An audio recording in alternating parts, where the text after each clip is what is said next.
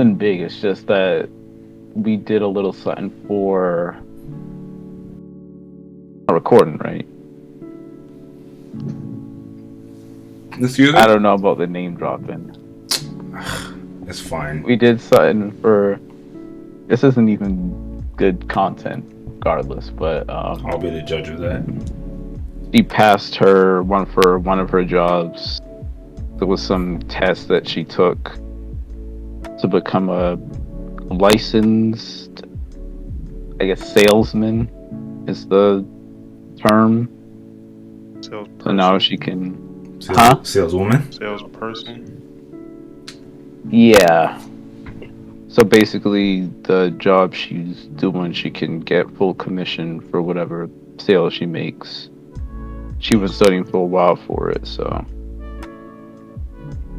And of course, I found out at 7 when this is planned all day, but y'all know how it is. It's all Be out good. the loop. It's all good. I'm just messing. And I guess give her a congrats from us. I mean, let's just jump right into it. What's good? How are we all feeling? How are we all doing? It's finally getting warm out. So I know everybody's mood got to be a little elevated. For sure. There was something that I was going to mention.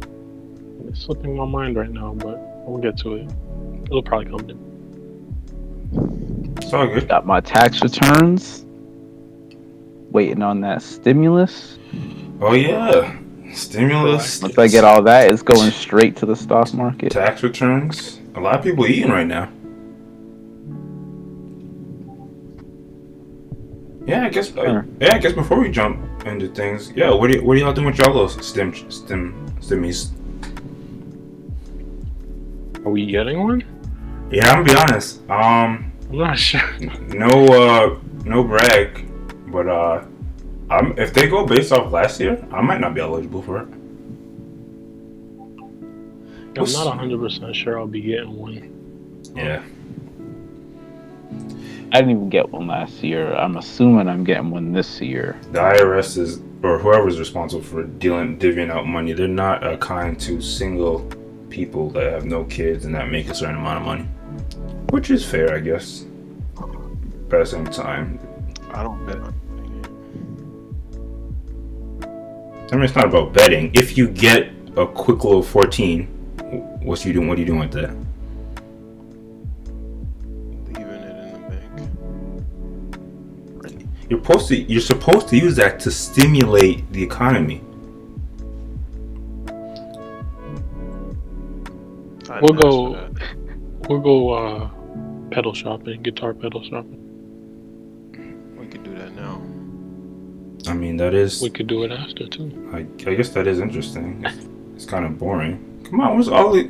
Well, I mean, not boring, but what's the good stuff? If you hop on timeline, people talking about like I'm gonna go to Bed Bath & Beyond and ask them to give me the Beyond. I'm gonna go to Red Lobster and tell them bring me a whole whale.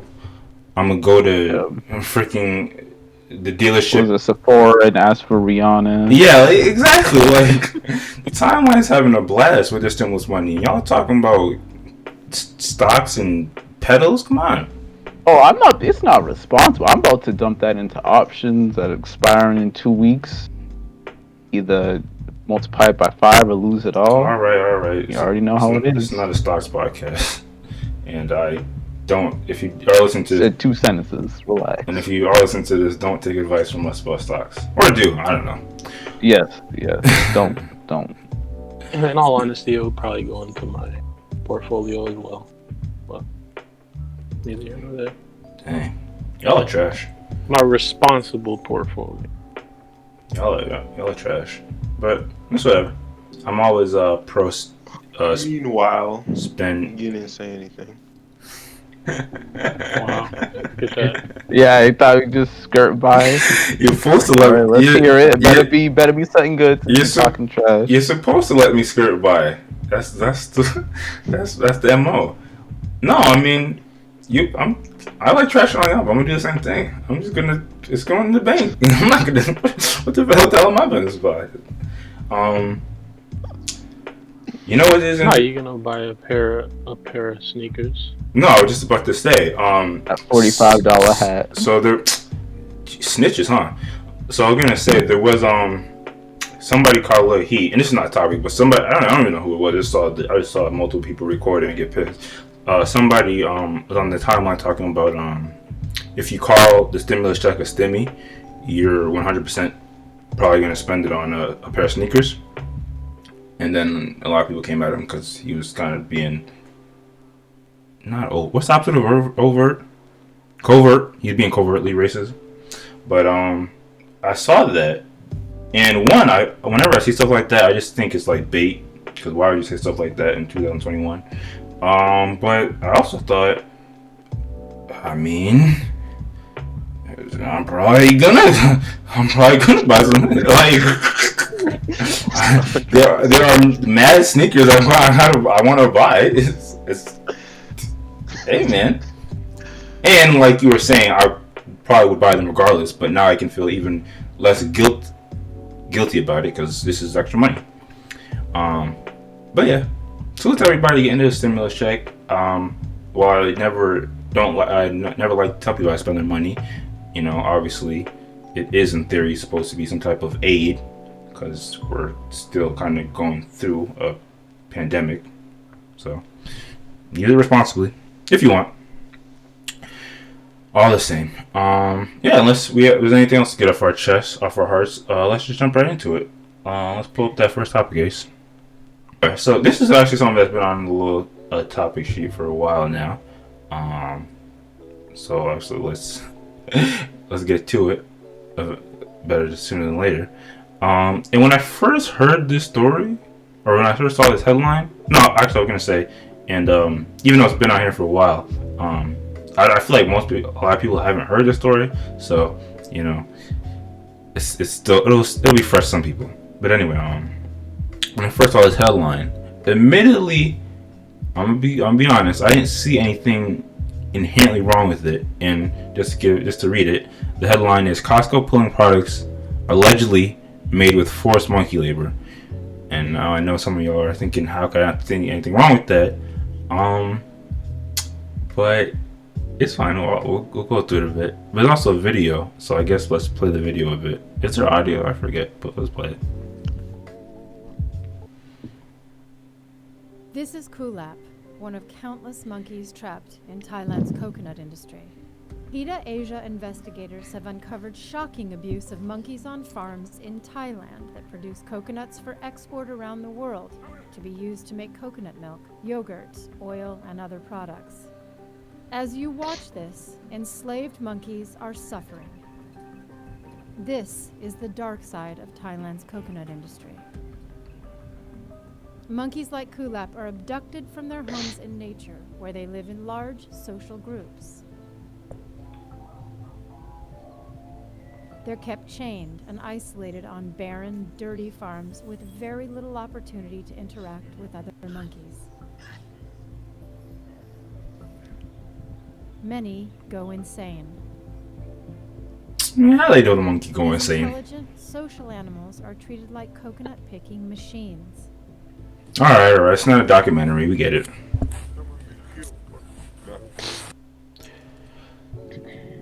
So, once again, I said once I just saw the headline, I didn't think too much of it, but obviously once I read a bit and watched the video, I understand how this can be problematic, or how it is a very much problematic situation.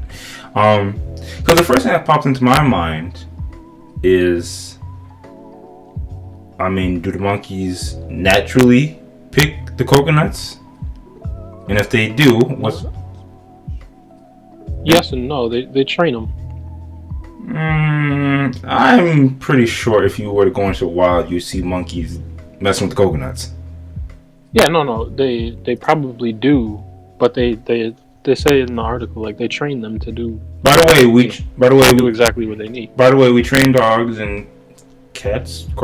So let's. I guess y'all see where I'm going with this. I feel like I'm already gonna be playing white devil's advocate, or No, for sure. I'm not defending it. I'm just saying they do train them. Or Taiwanese devil's advocate may be the case. But yeah, I don't know. But what? Jesus Christ, I'm gonna sound bad. It's the first topic. So before I even get into what I'm really thinking, what do y'all think? What do y'all make of this? My train of thought is right along where you're going, so I don't know why you're walking it back. No, cause you know. Go ahead. Like, they shouldn't abuse animals, but at the same time, it's analogous to farming. And, I mean, conditions in American farming, from what I've heard or seen in passing, aren't that great either. I mean, they're showing the monkeys caged up and the chickens and whatever else we be farming. They don't have the best of conditions unless you got the free range joints or whatever. But yeah, I think it's probably pretty analogous and maybe a bit overblown. Well, Peter don't like American farmers. Oh. Man, as someone that facetiously be saying salute to Peter, let's be keeping it a buck over here. I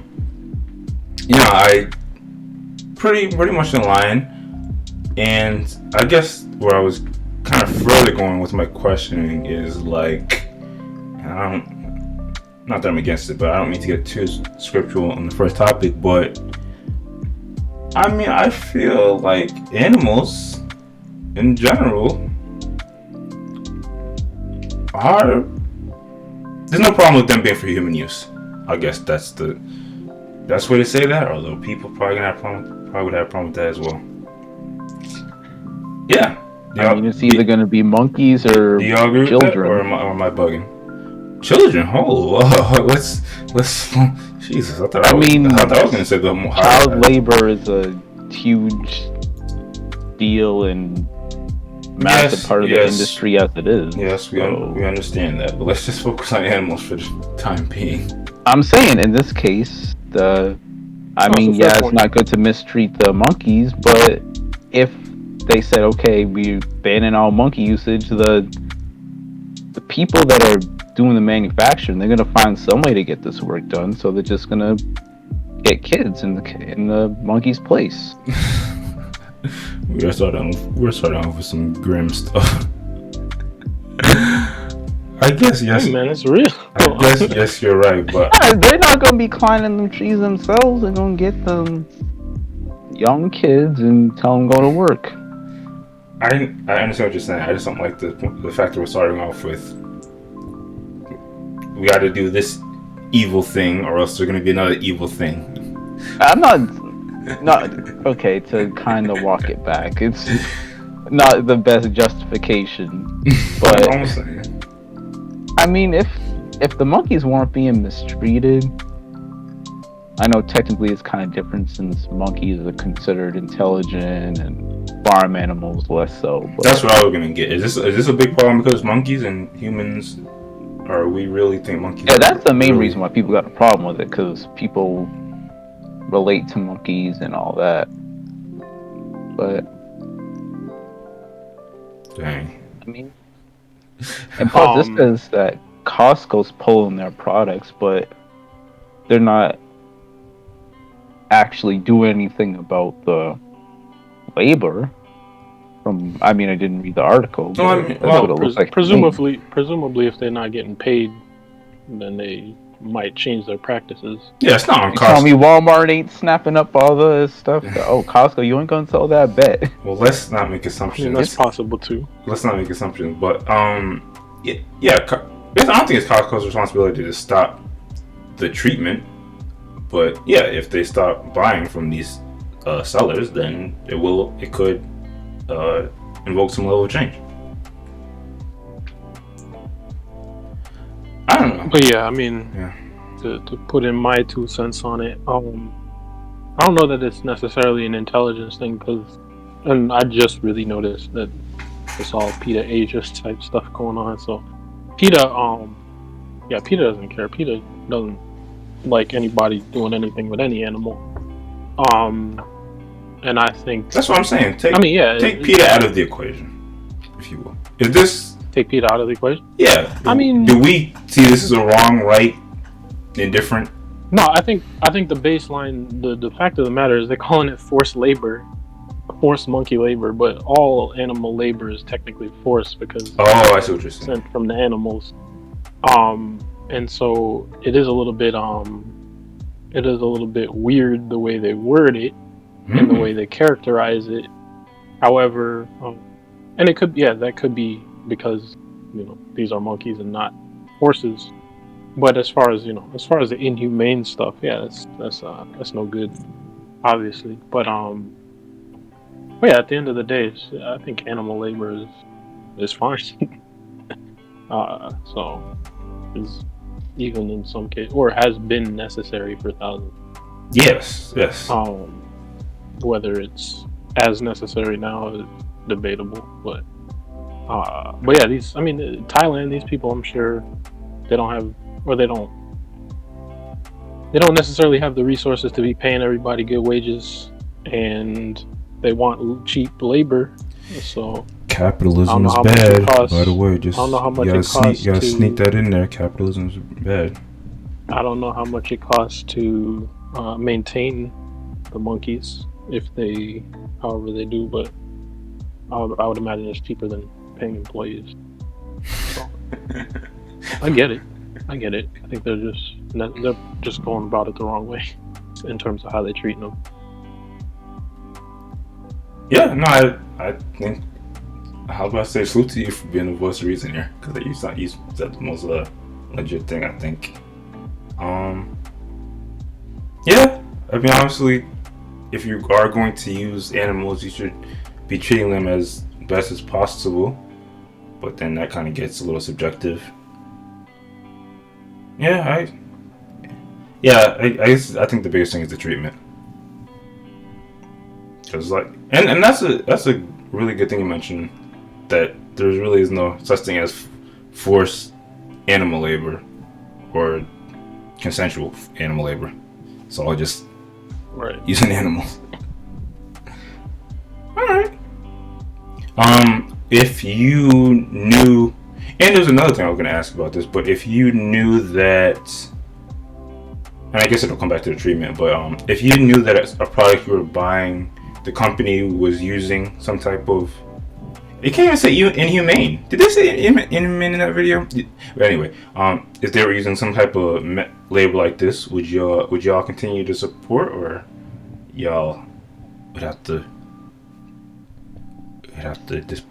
disband? I'm gonna have to say on this one. Well, yeah, on this one, I'm probably not scrutinizing it like that. I'd probably still buy, but I also want to say, like, the coconut industry, it blew up because it's been a fad. Like, everybody wants their coconut oil these days. So coconut oil, like coconut water, coconut everything, coconut milk substitutes, coconut ice cream, coconut everything. So it's like, it's kind of corny. Like, and this is part of the. This is one of the results of people going crazy on coconut. It's like, and so supply and demand. But that's kind of an aside. But yeah. I don't think I would be too crazy about seeing they had monkey labor that made the product. Yeah, but I mean, I think if something's done inhumanely, inhumane implies humans. Abusively, then I would. Like, I kind of do like the idea of free range and not eating or not helping in any type of industry where you got animals caged up, bunched up together, they can't walk, can't do anything. True. Type of situation. So I definitely think I would, depending on how much you like their product. No, depending on how bad. So the severity, yeah, I would agree. No, I know. Keeping it real, I would still buy the product, and keep it a buck. I honestly turn a blind eye to, because I mean, if it's brought to my attention that, oh, this company's using this shady practice, and I might think maybe I won't support them, but it kind of depends how much I like the product. And I mean, I get if we're really going down this slope, then shouldn't be buying any Nike products at all, and basically any clothing products at all, because they all use the big labels, big brands. I mean, I haven't done research on this, but I'm pretty sure it's been documented that they've been, Nike in particular, is up to some shady stuff overseas, and people still be buying them J's. So if it was really, really bad, then yeah, I'd maybe consider it, but I'm not doing any research to look into. I'm not doing the research either. But if I hear about it, then I'll consider it. No, we don't have to get. Yeah, I'm not gonna be in the store and like, damn, those are nice, but wait, these could have been produced with child labor, so I won't buy them. It's fine. I probably would still buy it. We don't have to get down a conscious social justice rabbit hole. To be fair, real quick. Go ahead. Child labor is a tricky issue. I'll just say that. I knew somebody. 100%. Yeah, you can't just say that real quick. No. It is gonna be real quick because we're not tackling that tonight, but it is. Like, I hope this is not the first place people are hearing it, but it is. Like, it is. We'll talk about it another time, but it is. Now the last thing I'm gonna say on it was I tend to agree. I mean, in the balance of what y'all is saying. I don't do the most extensive research on all the products that I buy, but if you know, it kind of comes back to, if you know better, you do better. Where and when you can. And I don't know about y'all, but I definitely feel slightly better, but I do get a question mark about how they do it. When you like get a product and it has like the little no animal testing symbol on it, that's definitely feel good. I just kind of wonder if they're not testing it on animals. Do they test it on humans? But they're usually organic products or all natural products. So I don't know. I don't know what the Tested on black people. You see. I don't know what the moral of the story is here, but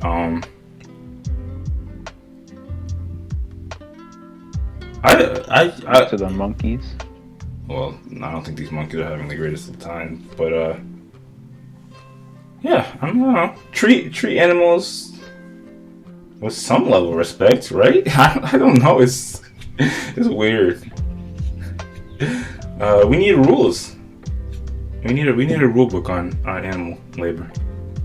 Can't put it on Thailand. I mean, like a global. And if you're international. I mean, like a global system. But that does get tricky. I know. Who's enforcing it? Yes. All right. Why y'all are negative? Y'all are negative Nathans or whatever that homeboy on the timeline said. Just being real. All right. Let's go to the next joint. I don't think we can save the coconut monkey industry all in one night.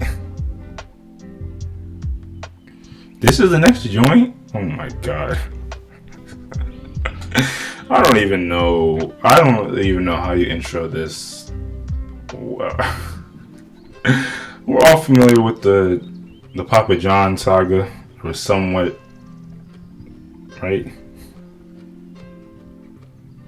Yeah.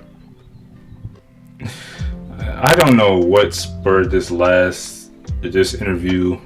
What's going on? It's just all just a meme at this point. It's he was framed. Did he say it? Did he not? I guess let's just let's just watch the video a bit and dissect this. Let's unpack this. I don't really know if there's a concrete discussion here, but let's unpack this, if you will.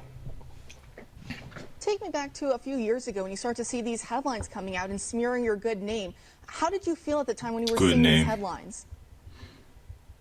State of shock. Unbelievable. I couldn't understand it. I mean, again, you have a public board that paints its chairman complicit, passive, or active. They paint the founder as a racist. They know he's not a racist. It's just unbelievable. And I used to lay in bed just going, how did they do this?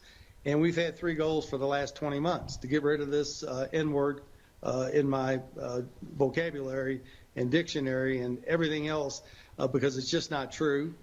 Figure out how they did this and get on with my life. If Papa John's would just say, hey, we got in a hurry, we didn't follow proper. Take me back to a few years ago when you start to see these headlines coming out and smear. So, the trending topic regarding this video is the little soundbite about how we said it. You know, for the last 20 months, he's been trying to remove the N-word from his vocabulary and dictionary. And obviously, social media took that and ran 1,000 miles per hour. Admittedly, even I find it hilarious. I think I even posed the question: how long does it take? How long does it take to remove a word from your vocabulary? So yeah, I don't even know what that means. If there's a word in your lingo, in your what's that? Ebonics? Lexicon. Lexicon. Wait, what? I think you're right. Yeah. If there's a word that you use and then you want to stop using it, how long does that take? That's really my biggest question out of this. I'm gonna keep it a buck. Well, they say habit forming takes like, what is it, 21 days? Damn. But that's a far cry from 20 months.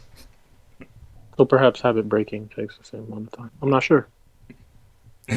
Yeah, I guess the average person can't even relate to this type of situation. I don't know. Like I said, I don't know what do y'all make of this? I don't. Is Papa John? Is that a real person? Y'all know. I subscribe to the theory that there's a couple people in this world that aren't really real people. They're just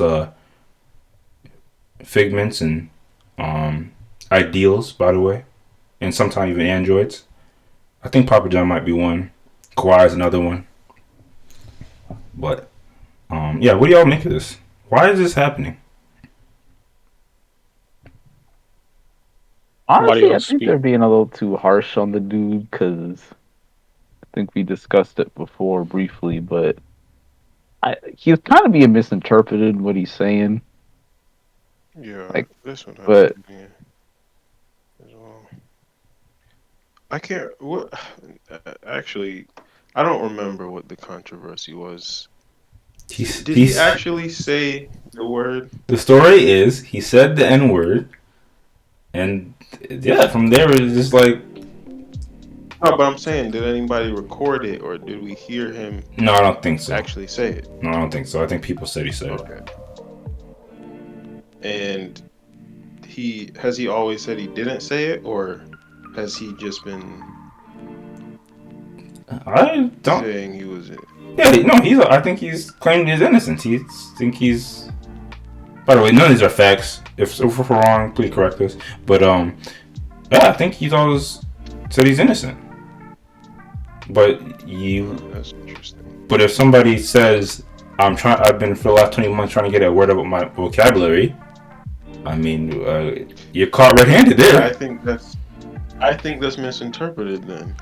If somebody had actually not heard him, but recorded him saying it, the world heard it, and then now he's saying this, then I can understand the jokes. But if he's never been recorded saying it, so it has to be recorded in 4K for you to believe it. I mean, there's a lot of things you've never seen. This is let you believe, by the way. True, and I don't follow this. I haven't followed this story enough to believe one thing or another. Fair enough. There we go. But I can imagine that what he means by getting it out of his what do you say? His vocabulary dictionary or whatever. Dictionary. Vocabulary. Yes. Is that he means getting it getting people saying he ever said it purged out of the records, or getting the record straight that he never said it. But to your point, he doesn't use it. But to your point, well, I mean, I can't believe. I feel like y'all are gonna be defending Papa John, but before we even get to that, not before, because we're already in it. But I think the key part is vocabulary. When he said my vocabulary, you don't. That's not something. That's not how you phrase. I never said it. To shine a little light on this, give a little context. The old story why he resigned was apparently there was a conference call and he used it as part of a media training exercise, and he apologized for it, but apparently that wasn't good enough and they got rid of him. And he also complained that Colonel Sanders never faced a backlash for using the same word. That's funny. But yeah, so it looks like he said it. It might not have been in a harmful manner that he meant it, but it did come out of his mouth. Hold up. I can believe he said it off of that, man. Hold up. Yeah, I'll just say the story that I believe is that he definitely said it, but I believe that he said it in reference to, or this is what I heard, that he said it in reference to Colonel Sanders. Basically, he said, Colonel Sanders used the N-word and didn't get backlash or something like that. But yeah, why are you saying this? Why would he say? Yeah, right. Why would he say it? I guess. Yeah, I guess that's a good question. Wait, what? You're saying the original time he said it was in reference to Colonel Sanders? I thought that the original time he said it was in reference to Colonel Sanders. Apparently, from what Ghost just said, that's not true. And let's not spend too much time on Papa John's here. But I think, anyway, the Colonel because the Colonel Sanders reference is what I heard, and I heard people. So it sounds like you're right. As part of this media training exercise, he was asked how he would distance himself from racist groups, and then I guess in response to that, he complained. He said, I don't even know how you get to that. Wait, what? How would you distance yourself from racist groups? And somehow from that, he made the jump to complaining about Colonel Sanders. He probably said, "Hey, look, Colonel Sanders used the N-word, and he's, and he used KFC is still." Christ. But he probably said, why would he say? But so if that was the case, and his only usage was in reference to Colonel Sanders using the word, it doesn't rub me that like the wrong way that much. Like okay, I mean, so white people can say the N-word. All right. If they use it, depending on the context, to you, is that what I'm hearing? I've always said like, if you read, like, we were in school, and you had to read the Tom Sawyers and whatever, and it came to the N-word in the book, like, read the word. Hell no. Different though. That's different. Not only is it not different. Don't take that advice. If you're white, don't read the white word out, the N-word out loud. I mean, I'm not telling anybody what to do. But you gotta look at the black kids in your class and get that permission first. For me, that never really rubbed me the wrong way. However, I'm inconsistent because if they say they're quoting a song, I don't want to hear it.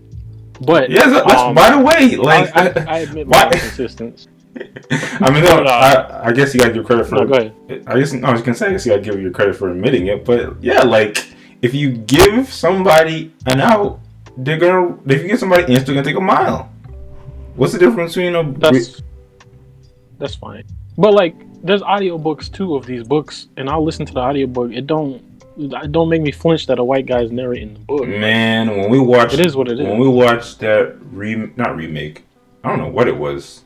That what is it? Blade Runner subbed, whatever. And he said and he said the hard ER. I was like, why did they add this? Why did they do this? that came out of left field. But I'm talking, if you put on The Adventures of Tom Sawyer, you know what you're getting into. Like there's no. That was out of left field, I would say. But either way, I'll say this. This is my stand. Go ahead.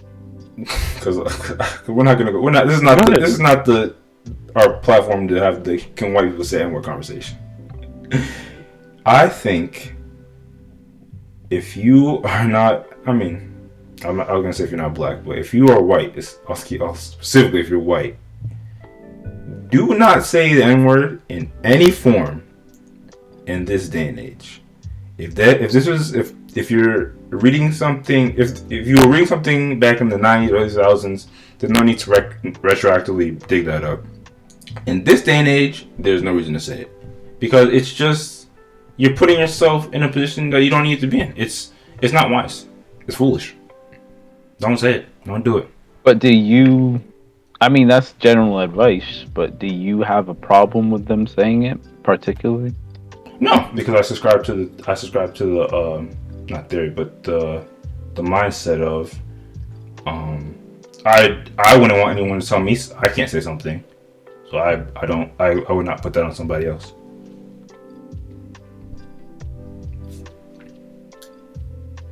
This is all well and good, but I don't necessarily feel that way. But anybody who says that, I'm agree with. So in terms of white people don't say it, but yeah, I mean, I think audiobooks, whatever, all this stuff, like, I'm not gonna tell anybody if they want to make the thing. It doesn't rub me the wrong way because it's what the text says, and it'd be weird to censor yourself on an audiobook. All right. It'd be weird. You know what else is gonna be weird? You know what else is gonna be weird when people are coming in your comments trying to cancel you, which is fine. Either way, so in that sense, I don't really. I mean, it was a bad decision. You're talking to a group of people in a work setting. There's no reason. Using the N-word, yes, censor yourself. Like, don't be an idiot. But at the same time, like, I don't think it was that serious and grave, and people should be getting Papa John's out of here because of it. Like, I don't think it was malicious. So that was my view on that. My view on this vocab thing. To me, it was a misstatement. He used the wrong word, and now he's getting roasted for it. I think some people who are roasting him understand that there's a misunderstanding, but the jokes are funny, so yeah, I agree. It is what it is. I agree. Why are they even interviewing him? That's what I was asking. Already fired. Like, what's he got to? Like, what's the update? What is the update in his life that he's doing this? Yeah, I have no clue why he's still talking. He should just put his behind it. He should just put this behind him. I guess he's probably trying to get his job back. I don't know. So I was gonna say maybe he can't. Maybe he doesn't know what else to do. I don't know. The moral of the story is you're hearing it from QuestLando. If you're white, don't do it. And this is not. I don't want to bring up the debate again, but Papa John's pizza ain't even worth this level of controversy. Papa John's pizza is bottom tier, except for the garlic sauce. I'll go on record saying Papa John's is decent pizza. Nah, you couldn't pay me. But yeah, unless y'all have any other thoughts on this, let's please get this. Even his face is just kind of. He's definitely bigger than his name, whatever his name is, Jonathan Papa. I don't know. I'm shocked that he called the place Papa John's. He's Papa John. Like, when did he make it? All right, here's the. I don't want to say the first, but I got some thoughts, and I wanna unpack this as well. So, Space Jam 2 is coming out. LeBron James, the old, it's right at the top. The whole cast and all of it. They're coming back. It's gonna be. We're watching it. I don't know if y'all hyped for it or not, but we are watching it. I'm not gonna make us go back and watch the old Space Jam because that should be embedded in your brain. But yeah, we are watching this. It's coming out soon. Salute to HBO Max. That's another thing I want to get out the way real quick because going to theaters. I know some of us want to do that, but man, I like the fact that the movies just come out. You can watch them. But it is 2021. It's not the 90s or whenever Space Jam came out. Things are a little different. And one of the differences is not all of your potential favorite cartoon characters are coming back. In this specific instance, Pepe Le Pew, that skunk that used to chase after that cat, I'll just read the headline. Pepe Le Pew will not make an appearance in Space Jam 2 after his scene was cut. This is from IGN, by the way. And there's a video attached with it. Did it blow it up? I'll read a bit of it. Okay. Pepe Le Pew, the controversial French skunk from Looney Tunes, has his scene cut from Space Jam: A New Legacy and will no longer be making an appearance in the sequel to the film that was apart in 1997. Yeah, it was in the 90s.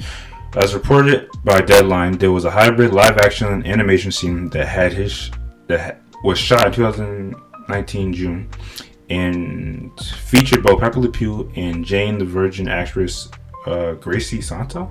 Did I say that right?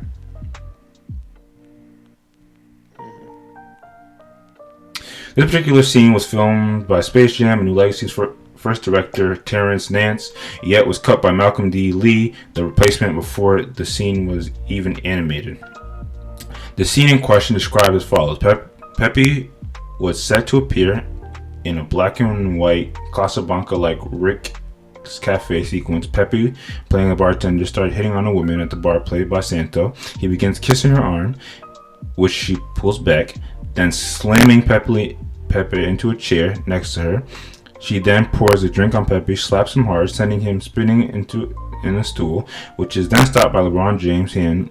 James and Bugs Bunny are looking for Lola, and Pepe knows her whereabouts. Pepe then tells the guys that Penelope the cat has filed a restraining order against him. James makes a remark in the script that Pepe can't grab other tunes without their consent.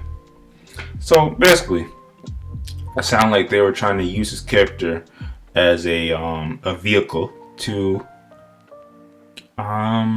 correct the behavior that character is known for, if you will. But for one reason or another, they decided to cut that. And the discussion or question based off this is becomes: are we with the idea of, pardon me, I don't want to say revising history, but it is kind of getting rid of getting rid of problematic characters, as this article called it, controversial characters, or should they stay and even be used to kind of correct some of that old culture, if you will. What y'all think? I think that this scene, as described, sounds corny as hell, and I got no problem with them cutting the character out completely if it means we don't gotta watch this correction. I mean, so your problem is, if it's like a real prominent character, then I guess it's kind of different. But in this case, what's just a side? What's prominent? A main character in a cartoon or a show, or whatever. Looney Tunes and all those characters, and all of those cartoon characters back then, they were like, obviously I know what you mean, like Bugs Bunny, Donald, whatever. Yes, they are like the headliners. Who's standing for this dude? Who's really saying, "Damn, I want Pepe Le Pew to"? And people are doing it now, but that's only because they're mad at cancel culture, not because they actually want to see the dude. This was somebody's favorite character, which is really sus, but no one's favorite character is Pepe Le Pew. That's all right. I'm not going back and forth with you on that. But your only qualm is the literal that the scene was going to be corny. That's interesting. Nothing to do with the actual actions of the character themselves. I mean, the whole point. Like, I mean, yeah, it's not great actions, but it's. I don't know. It wouldn't have any substance of meaning because the whole reason that they do it is just to have that one line in there. Well, just it feels forced all around. Every part of this feels forced. Jeez, I agree. It does sound pretty corny. By the way, reading is after school special. By the way, reading a scene off. Reading a scene off the paper doesn't tell the tale. I know exactly how LeBron would say this line and how he would act this scene. Talking about LeBron. I've seen enough of LeBron to know exactly how it would play out, and it's gonna be corny as hell. I mean, even this is why I watched the movie, by the way, because you're already trying to get LeBron out of here when you haven't even seen him act. But sorry, go ahead. I didn't. Okay, did I say I have any problem with LeBron? Oh my! Let's go ahead, Ace. I was just going to say, even if LeBron is corny, it wouldn't necessarily detract from the tone of the scene that I think they're going for. And I think it would have worked to see Pepe Le Pew do something that we're used to him seeing, and then get rebuked for it in a slightly humorous way. I mean, maybe the mention of a restraining order is over the top, but I think it could have worked. I've seen scenes like this before. It works fine in these kids' movies. Where it's like you expect something to happen, and then because the times are updated, they change it, and it's a little bit unexpected. It works. Yeah, I mean, it can work. I get what you're saying. It's not terrible. I'm sure they did stuff like this in the Scooby-Doo movie. Yeah. I see what you're saying. It's not terrible. Are those old school live action Scooby-Doo movies? Those are lit. I love those. Yeah. I see what y'all are saying. I don't think I would have a problem with the scene. Just get my take. I don't think I had a problem with the scene, but I'm also not mad at them getting rid of that scene altogether. I'm gonna keep it a buck. Back in the day when I was watching Looney Tunes and whatnot, even back then, this character, it was weird. Maybe just me, but it's just like, oh yeah, that's true. And not necessarily from a like. I wasn't thinking back then about this cartoon character was disregarding consent. It was just, why is this skunk trying to interact with this cat that keeps getting painted white? Like, it was just, I don't know. I didn't find it humorous, but that's just me. I'm not saying that someone else couldn't found it humorous. So yeah, I'm not necessarily mad at the decision. I do get what you're saying about how a lot of this is just because of the fact that what I've been noticing lately, a lot of people, and I kind of even want to tie something that someone said recently, but maybe I'll keep that to myself. A lot of people are really stuck on like tradition, right? And like, if it is something that happened in history, no matter if it was quote unquote on the right side of history or the wrong side of history, I know some people don't like that term, but no matter if it was right or wrong, it cannot be touched. Like, it has to remain. Like, it can't. Like, yeah, I don't know if I'm saying something unfamiliar, but a lot of people feel that sentiment, and they go and they lean on the argument of, if something is traditional, we should just honor it as it happened. And I don't think I subscribe to that. I think as times change, people are going to realize that some things back then were jacked up, and there's no need to keep up a statue of it or to keep it in the current piece of art, I have no problem getting rid of it. I don't know about. I mean, I feel like things that happened or stories that were told or whatever. I don't like the reboot/sequel trend to trying to revive things, especially if they were things that had, you know, these type of social issues or whatever to them. It's like, because people are always going to be digging up and trying to find fault with the thing or whatever, but it's not a matter of digging up though. That's what it was. No, I know, but I'm saying, like, for things, perhaps or something we'll talk about later. But I think, like, the things exist. Like, okay, let's say a book. If the book exists as it exists, leave it as it is. If people want to read it, they read it. If they don't, they don't. Understand the history surrounding it, and it is what it is. Like, but I don't really like the reboot/sequel culture. That I don't. So you're kind of. So didn't ask for a Space Jam. So you're kind of bringing in two elements of it. If a book exists, and I guess we'll kind of tie it in because yeah, like you mentioned, pull up that other article, the Dr. Seuss joint, and I guess even before, no, we'll pull it up. But another part to this is I believe wherever old Looney Tune cartoons are being streamed, I think it might be on HBO. I think there was a mention of like they're pulling some of that Pepe Le Pew content from it. Oh, and maybe I think they're either doing that and they're also pulling some of the scenes/episodes where like there was like they showed guns and stuff like that. So that they put a disclaimer too. They've been put a disclaimer, I think, on the front of those old cartoons. Yeah. That I was like, oh, this is a product of the time. Yeah, that I can understand a bit more about.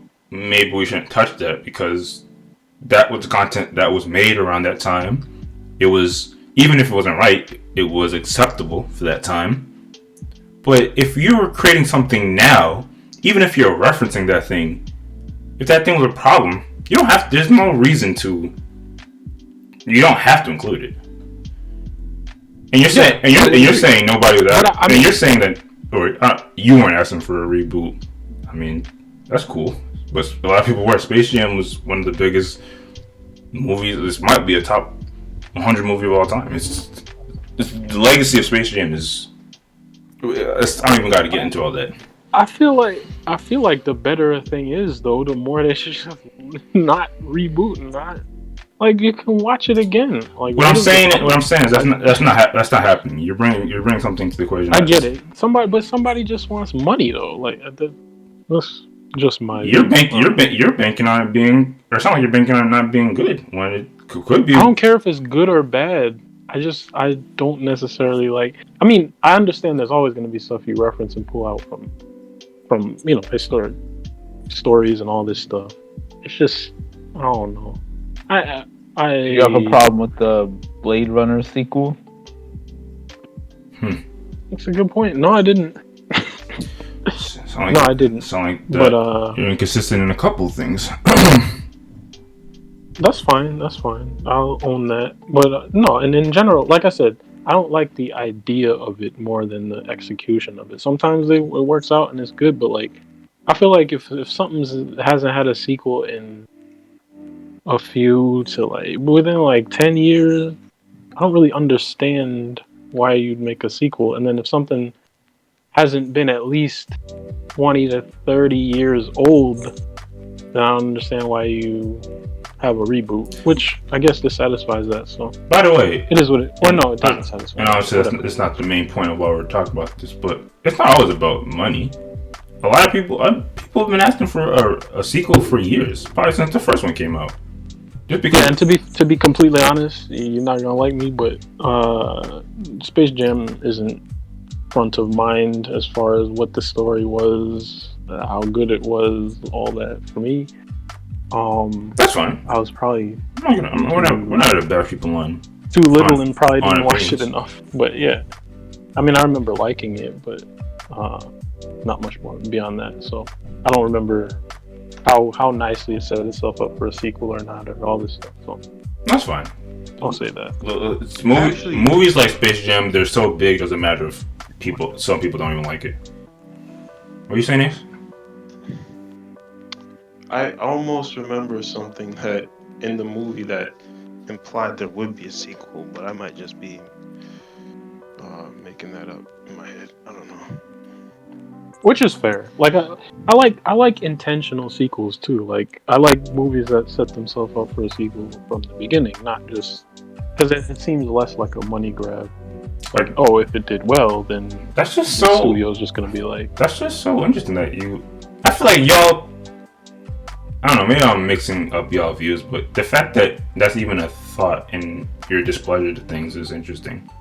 That it's a money grab or not. But no, I said it doesn't necessarily affect whether I like the end result or not.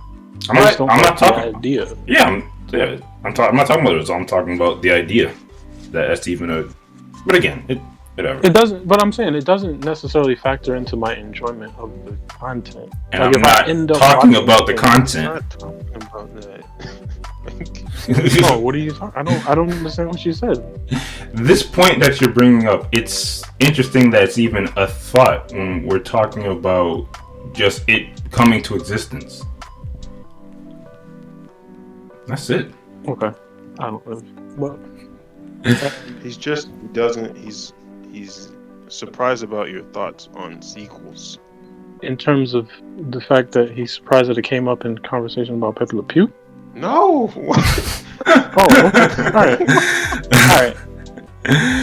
Maybe we're not all the way centered, but it's fine because we are. Yeah, I mean, I thought you made a statement that said about it, that it factors into my enjoyment, but okay. Anyway. Yeah. Regardless. Yeah. That's fine. I don't remember exactly what I was saying. That's fine. Another story, and I think this kind of dropped last week, but it's kind of in the same basket. This story out of the AP, Associated Press, 6 Dr. Seuss books won't be published for racist images. I guess I'll read a little bit of this one as well. A lot of reading going on.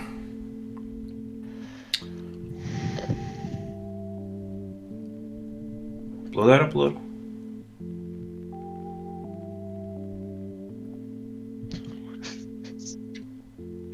I'll read it. Oh, thank you. Oh, nice. Here we go. So, Boston Associated Press, 6 Dr. Seuss books, including And to Think That I Saw It on Mulberry Street and If I Ran the Zoo, will stop being published because of racist and insensitive imagery. The business that preserves and protects the author's legacy, said Tuesday. These books portray people in ways that are hurtful and wrong, Dr. Seuss Enterprises told the Associated Press in a statement that coincided with the late author and illustrator's birthday. Ceasing sales of these books is only part of our commitment and our broader plan to ensure Dr. Seuss Enterprises catalog represents and supports all communities and families, it said. Nice. Okay. See, that's why I read articles. Yeah. You want to go more? I mean, I think it's pretty good. Yeah, that's good. Yeah, so this cause I didn't know it was. I guess it would have had to be in the company's decision to pull those back, but No, you make a good point. I didn't know it was Dr. Seuss Enterprise. Yeah.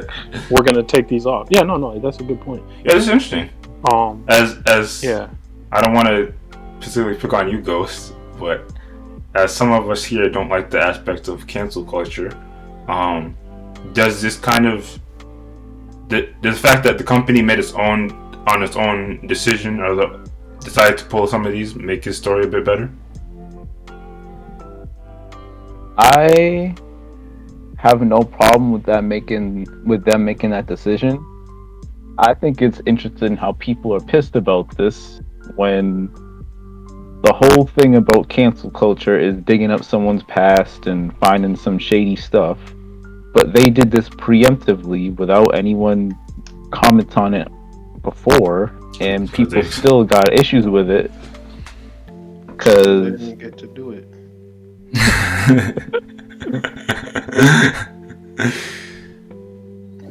No, honestly, probably. But I just people find something to complain about.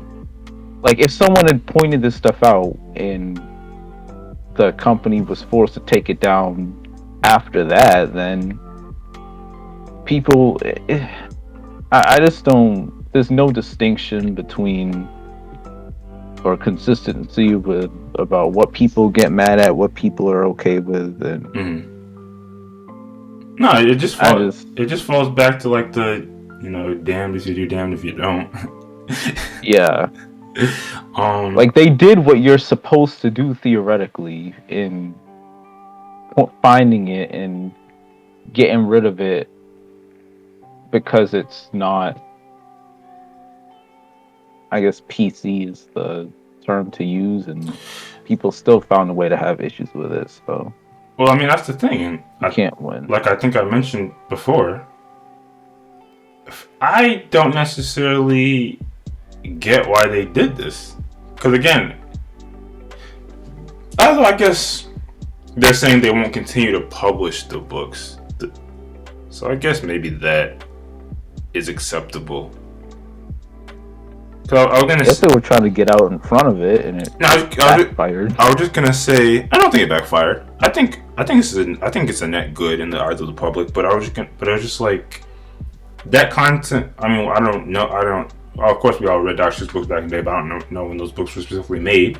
But back in the day, I keep bringing up the speed limit analogy. You could make depictions of people like that, and it wasn't necessarily a problem. So I don't think the book is a bad book. I guess if you truly feel like since it's a wrongful depiction, continuing to publish in the books is the best thing to do. I'm not mad at that. I don't know. Maybe I gotta think about that more. What do y'all think? I think the was it Dr. Seuss Enterprises? Yeah. I think the fact that they made the decision is like, how are you gonna blame them for that? Also, the fact that it's just stopping publication. I mean, maybe they just felt like, this book don't sit right with me. I'm gonna stop publication.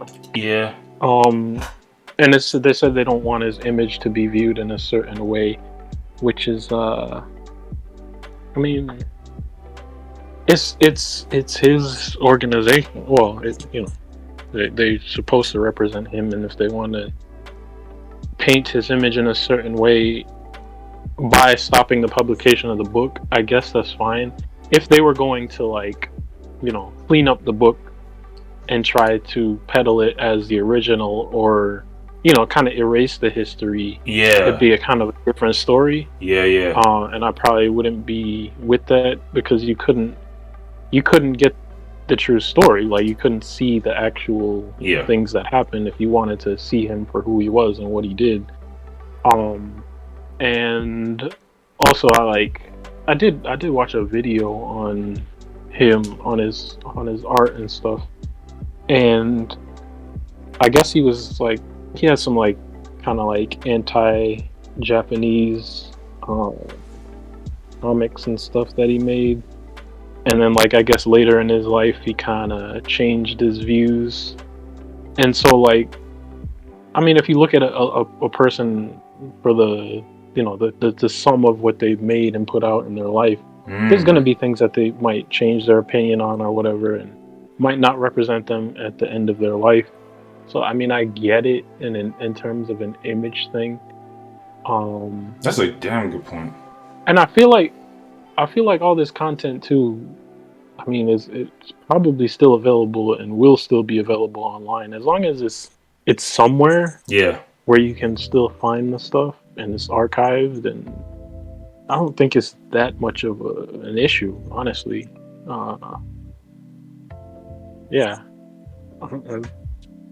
don't really see too much wrong with it. Yeah. In total. Well said. Well said. I think you're right. I think if they had tried to put out the book without some of those imagery, I think that would have been worse than just taking the book out of publication altogether. Yeah. I mean, there's another one I don't really know to salute, but all in all, I'm not mad at this move. And I think, to be fair, I think Dr. Seuss, I mean, it's a whole package, but I think the style of the stories were a bit bigger than the imagery themselves. Maybe I'm remembering it wrong, but I was saying it's not good. So yeah. I mean, I'd say his distinct art style plus the rhyming. Yeah, the rhyme scheme. Getting one kids, fish, two fish, blue fish, red fish. Yeah. No, it was definitely a whole package. Yeah. Right. It was big. It was a big deal. I think I used to like Dr. Seuss. Hell yeah, we all did. I would think. So. Yeah, I must respect. Yeah. Yeah. So yeah. I don't know if we kind of solve the issue of how do you move forward with all problematic, quote unquote problematic images and characters, but I mean I think with a lot of things it's case by case. I think as long as there's an available copy of the original, and you're not trying to pass off an abridged, doctored version as the original, as long as it's somewhere, I think I'm good. Like I get it, and as long as you're not like trying to really like super peddle an image that's false. Yeah. Like even if they're like you have abridged versions, but you only ever admit to the clean version of the person, whatever. Mm-hmm. And even though some people do think it's probably corny, I'm not mad at the little disclaimer, like you mentioned, how they put up on some streaming services, like this content is sign of the times or whatever, however they say it. Because I don't know if I should add it, unfortunately, but I think kind of just like how we're talking about, like if you join Twitter at a later point in time than opposed to if you're on Twitter back in early 2010s, put up that. I mean, even though people will read that disclaimer and not care about it, at least if you have something there that lets you know that some of the content, just may not reflect the current views and values, it's somewhat of a safety thing. I mean, I think that makes sense for let's say the publisher or for the network, whoever's airing it, they might say basically we don't espouse all of the ideas or whatever that are in this content. They could, at the same time, in my mind, they could have put something like that on the books. They do put it in books, in certain books. I meant like even the Dr. Seuss books, but that's interesting. Yeah. Okay. Yeah. But I think also like if you're a reader or anybody with some sense, like you can also figure that out for yourself. But I mean the thing with these books is that they're for young children. Children aren't going to make sense of the disclaimer. And True. Yeah. Even if you have the disclaimer for a young kid, it's not going to help really. I mean, it could help the parent, but at the same time, like. Yeah, and to be honest, if the and I don't recall all of these images and stuff, but to be honest, like certain things do probably leave a lasting impact on a child. Like if you're showing kids Sambo images all the time or whatever, like I do feel like even if you're not saying anything, or even if you're just telling the story and it's not necessarily overtly racist or implying anything, I think this is how things probably do get perpetuated. And it's just like, I guess I could see that argument. I could see it. Yeah, makes sense to me.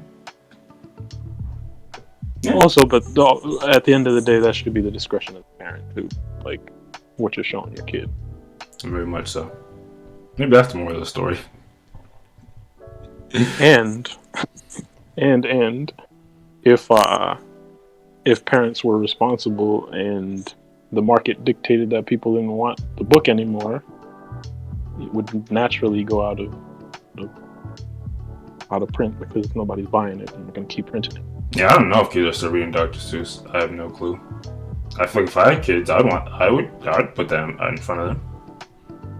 But I don't know. Yeah, I think so. Salute to change, for the most part. I think that's all I got for y'all. Oh, jeez. What's next? So, I know what y'all thinking. This sounds like straight out of QuestLando's, I don't want to say journal, but straight from my mind. But this topic was actually Wes brought to the table. But, I mean, this is ongoing kind of relationship topics that we talk about. It's just a topic of online.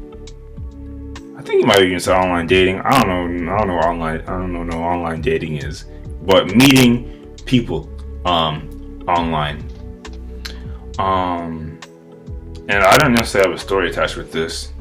Yeah, even before I get to this interesting situation, do y'all have any disdain? Are y'all against that? Just off face value? Anyone here against that? Online meeting people. Yeah. Oh, meeting people through just online spaces, social media. No, I don't have anything against that.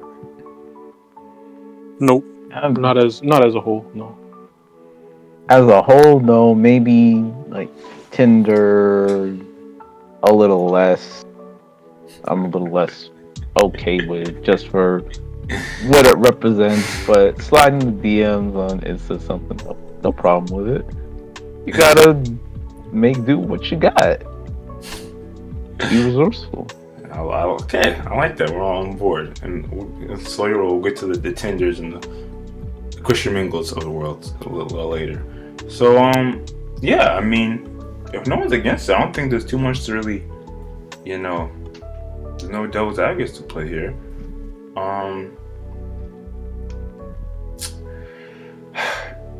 I guess I'll jump out the window and say, I think in current day and age, I think it's probably the main vehicle.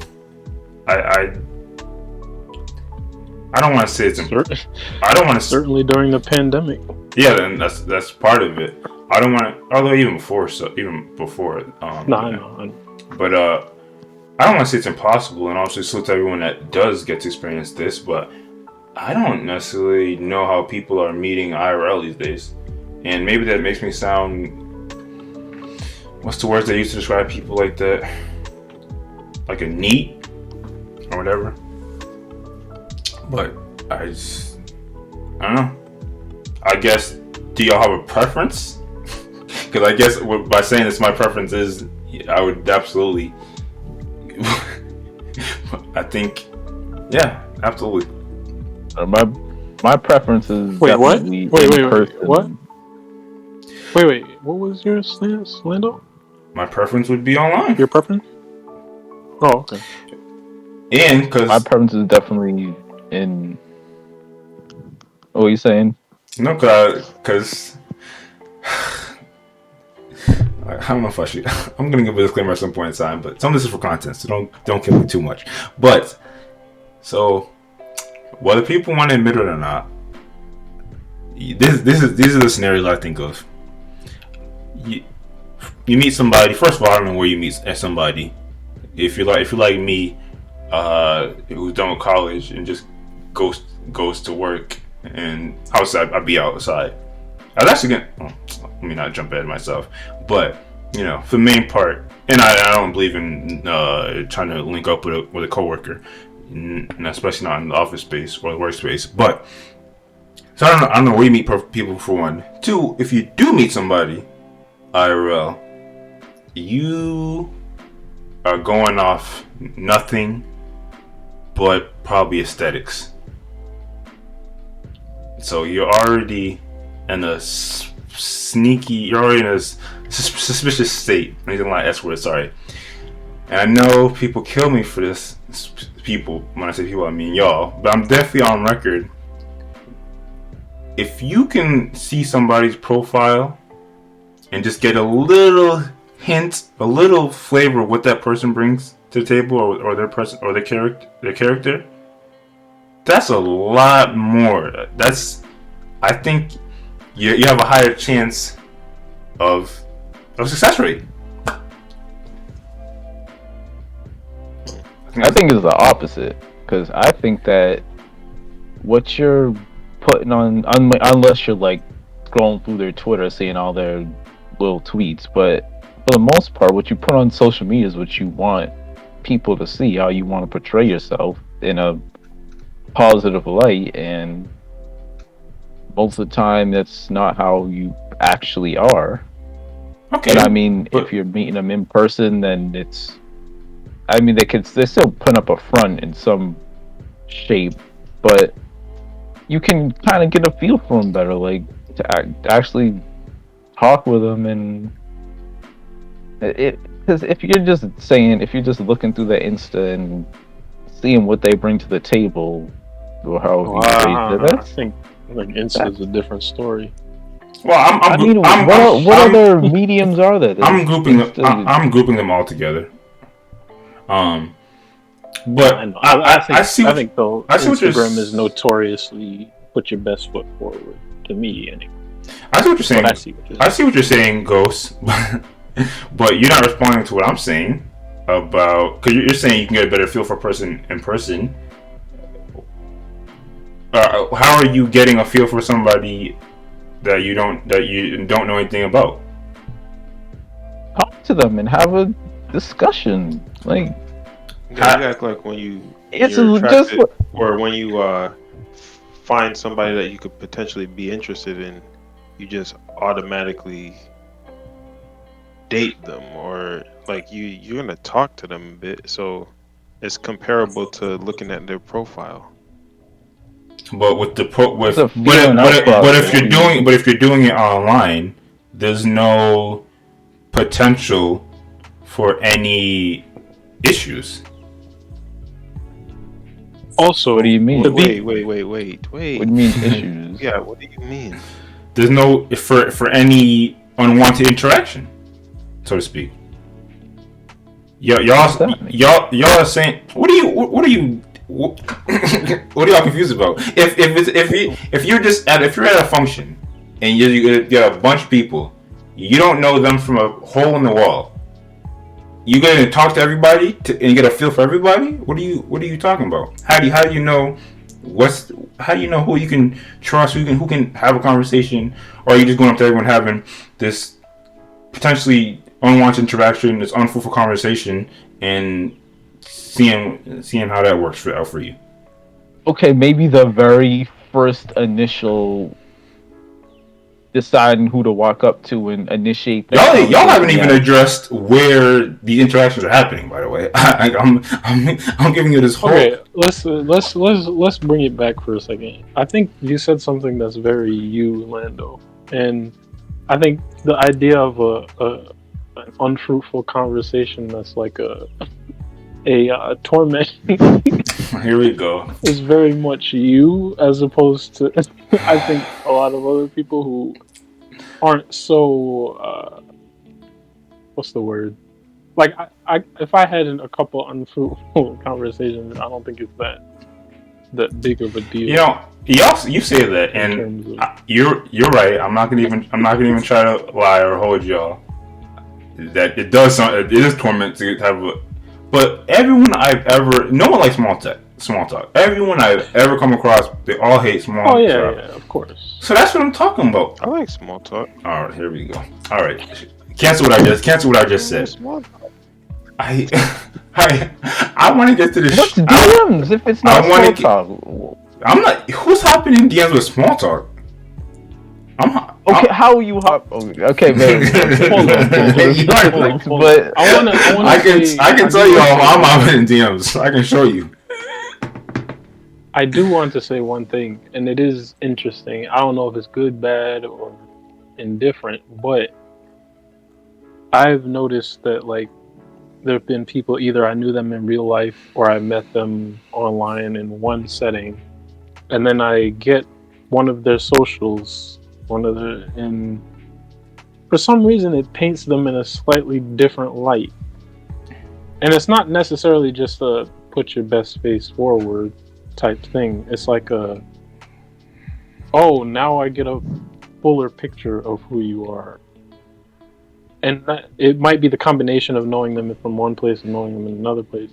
But it's almost like there's things that you don't necessarily talk about, but there's like a way of posting something or a way of viewing something that you might not realize is going on in their head.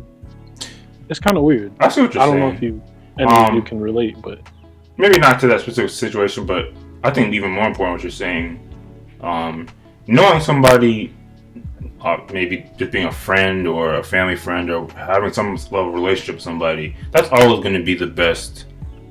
It's always going to be the best. And if you know somebody, even if you don't know them little, and you see their social media and you get a bigger picture, that's good too. What we're talking about is starting from zero. You don't know anything about these people. One scenario online, you get a little bio, and what I'm learning is y'all just have a general distrust of people online, which is, I guess, maybe that's legitimate. I never. Okay, I got a question. Y'all are Orlando. Go ahead. So you said that if you're online, you can, instead of just jumping straight into the conversation, you can kind of look at their bio, get a feel for them. Mm-hmm. Just true. But that's like the bare minimum. We're getting to the shits. You all. Okay, yes, that's the bare minimum. But how are you deciding to take a look at their bio? Because you made that comment about aesthetics and all that. What's prompting you to take that first look? Okay, all right. Now y'all come with some hard hitting. It depends on the media form. That's when it starts getting to more important where it's from. And I want to even divert this thread I pulled up before so I can avoid answering that. But one of the things that came up to my mind when I saw that online meeting people is on the docket is this thread I came across from this from the sister and sharing her experience with me. Some from Clubhouse. We're all familiar with Clubhouse.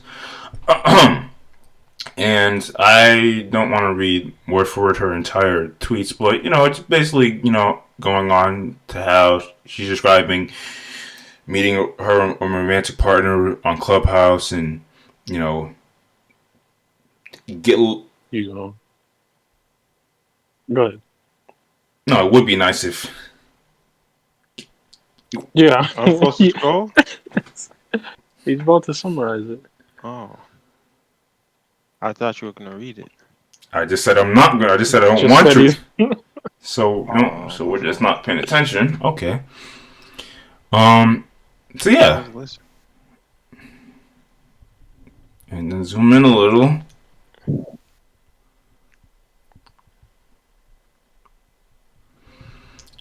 So yeah.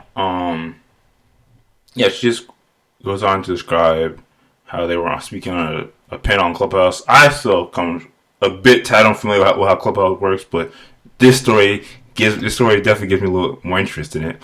Apparently they were like in a digital market strategy meeting, and they were pitching ideas to the audience, so on and so forth. She was interested in what the person had to say, and maybe she even saw what the person looks like, and then that person eventually sent them a DM on Instagram, so they took it from one social media platform to another, which is a strat I feel like I invented, but that's a whole nother story. Let's see what the brother say. Come on, we need We need another strats. Oh, ooh, I like it. So he hopped in the DMs and said, "Can I just give you your flowers?" You gotta use the emoji. "You are so dope with what you do.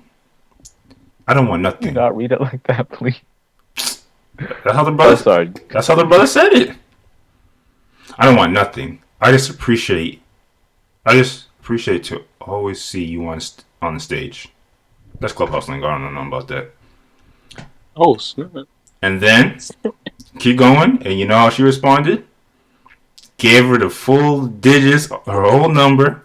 "I love to continue this conversation off the app." And then he said, say less, texting now. Boom! Sorry, that might have been a little loud. But, you see this? You see this wholesome... That's crazy. You see this wholesome interaction? Number out the gate. Cause he shot a shot. I mean, obviously that was slick. It doesn't always go like that. But you know, one of the moral stories off the bat is take notes. Take notes, everybody that's out there that's wondering how to, shoot. But yeah, I do. Oh snap! I do. It was a phone call too. Oh yeah, they go on to become like a wholesome situation. But yeah, man, I can appreciate. So you start with one. You start on one social media, you go to other, and you wrap it up with getting the phone number. You see, obviously there is an IRL equivalent to this in real life. Like if the Clubhouse didn't exist, and you just had some type of what is it? What is an IRL version of Clubhouse? I guess you just have some type of meeting. Seems like a TED Talk. I don't know. And then you hit the person up, but. Convention. Yeah, convention. Book club. All good things. All things that are kind of going against my point. So obviously these things exist, but you see how seamless this was? You see how wholesome this can be? You typically can't do this in real life. We can't do this on social media either. This is a very rare occurrence. How is this rare? What do you see you're telling me it's always going to be this smooth? To be fair, I don't think he said that. Stop. I'm not always, but this is a very rare. I think you have a higher chance. I'm not talking about always smooth. I think you have a higher chance. I mean, I guess the dynamic of this, and I think every dynamic is different, but they basically had a conversation on a platform. Like they were almost like podcasting together.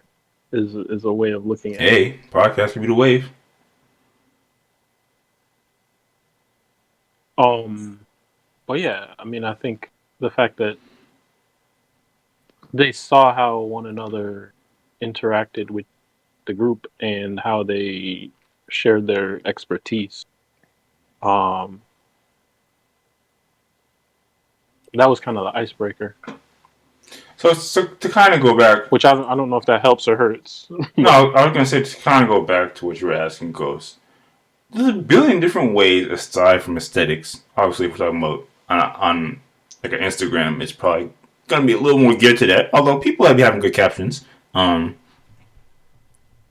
Aside from that, you get a feel for if it's a platform where they're speaking, you hear what they you hear how they sound and what they bring to the table in that regard, or if it's like on Twitter, you see their thoughts.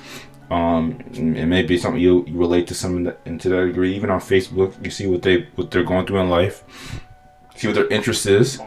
If you're sneaky on sites like LinkedIn, you see what kind of jobs they've done in the past. See if you have similar interests. I feel like you can even find a partner on Pinterest. I think I heard a story about that before. The moral of the story is it's basically you get a sample of that individual before you get to the talking, and again, there's less opportunity for unwanted interaction. How can y'all be against that? Yeah, I agree. You're right. That's all. I'm not against it, but I don't think that it's the best alternative because, again, you can say, like, you can get a snippet of what they're like or take a look at their socials and all that and get a quick idea of who they are, but that doesn't tell you anything about how they actually like are as a person. Like, that's just what they're portraying. And okay, and in real life, what tells you anything? In real life, what tells you anything when you before you met? Come on, don't. You can be facetious, but it's different if you're talking to someone face to face versus just DMs or again. How are you talking to that person? You're not addressing that. You're not addressing the initial interaction. When you go to a function, okay, you can. I mean, this is obviously assuming past COVID, but you meet them at a bar or something. You're at a random function like I don't know, what was that spot we went to? That the go-kart spot. Something like that. This this obviously just a specific place, but by the way, like that. By the way, put me on. Who was the PYTs in there that caught your attention that looked like potentially you want to talk to them? Again, that's a very specific example, and not exactly wasn't in the blackest part of Massachusetts, but this is Doxo.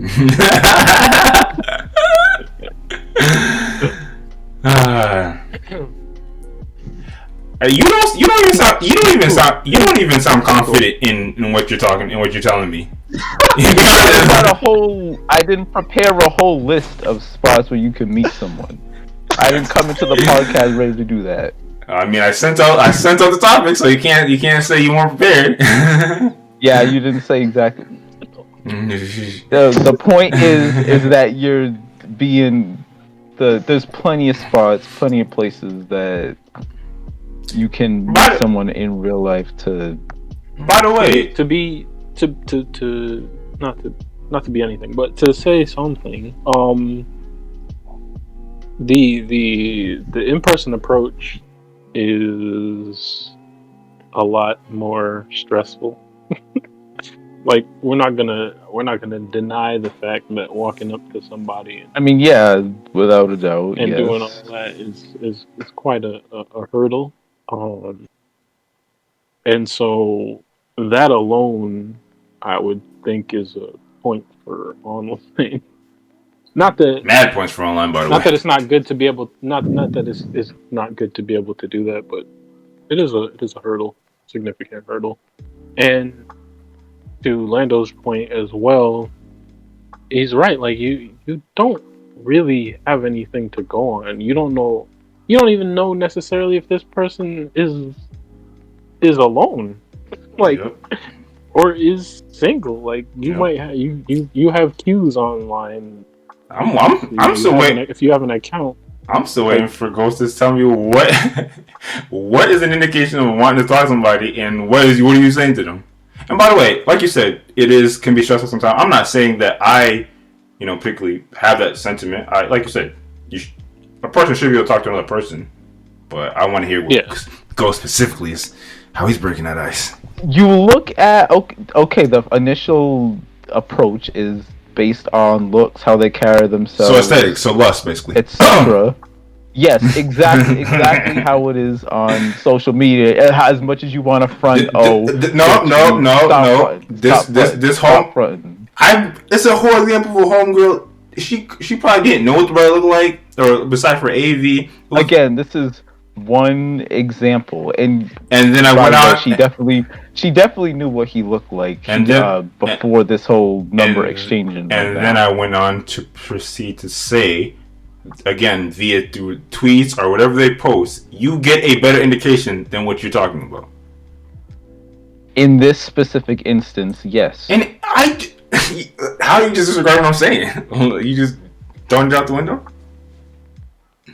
Okay, so yeah, maybe if you're on social media and it gives you a better chance to do some digging, but again, that isn't that gives you an impression, but it may not be an accurate one. That if you're talking to them online, it's completely different. I'll be honest. And you can't just throw that out the window and say that it's however they present themselves online is how they are in real life, because it's 100% not true. It may be different, but it can still give you information. Like, even if, okay, let's say they present themselves one way, it's an indication that they're a person that wants to present themselves that way. So, like, regardless of whether it's true or not, there's something to it. There's some substance there, I feel like. Who wants to present themselves bad online?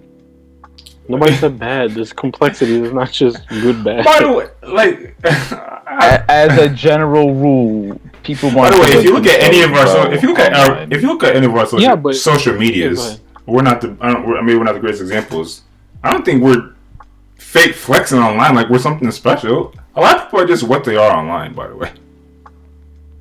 Also, it's like that's what I'm saying. Like, some people think it's okay to. I mean, you know, some people feel okay with saying that they're promiscuous or whatever they say about themselves. Like, it's, and some would say that's presenting yourself in a bad way, but if they don't care, they don't care. Like, they're always giving you information. And like I said, even if it's not true, they're portraying themselves, or they're showing that they want to portray themselves as that thing. And that gives you insight into that person. Yeah, that's there is insight. Good point. Yeah, but I'm gonna keep it. I'm gonna keep it a mill, Ghost. From what you're describing and how you haven't answered a lot of my, it's like you're ducking a lot of my questions. I haven't had a chance to answer. It seems like whatever. Which is not. I'm not trying to get you. Just it seems like you're just kind of afraid to get catfished. Keep it a buck, which is fine. That is a real thing. I mean, you haven't. I don't have any. I mean, okay, yeah, that's. It's not something that I'm really. I don't want to say I don't care about, but it's not something that crosses my mind. Like, if I see someone online, my first thought is not they're catfishing. I mean, in a sense, your points are like if they portray themselves as something they're not. So technically, you are. I was speaking more. I'm not speaking more about their like a front they're putting up, not them being a completely different person. But fair enough. I mean, it's along the same lines. I think getting someone you're not expecting. Yeah, and again, I think catfish is a little more extreme than just. Typically, yes. I know someone isn't how you thought they were, but. That's not the forefront of why this is my argument. I'll say that. Yeah, but I mean, I think if we put it in terms of getting, I think if we put it in terms of getting, or you know, finally meeting someone and getting something that you didn't expect, I think that is part of what you're saying, right? Yeah. When you find out who the true person is, it's not who you thought you. Yeah, and if you're seeing someone in person, you're obviously not going to know everything about them that first meeting, but there's things you can't hide. Yes. More than just aesthetics, by the way. Things about their personality, how they speak, etc. that they can kind of misconstrue or misrepresent online. They can't necessarily Google answers to questions about things that they didn't actually know, or whatever, references that they didn't get, etc. Hey man, at the end of the day, what's to stop you from sorry, go ahead. Doing your social media thing and then hitting them on a quick FaceTime?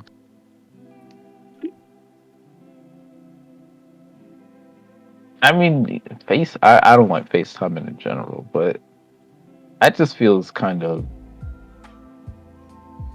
feels weird, to be honest. Really? I mean, at some point, I mean, yeah, at some point, but if we're talking like you could straight first initial meetings.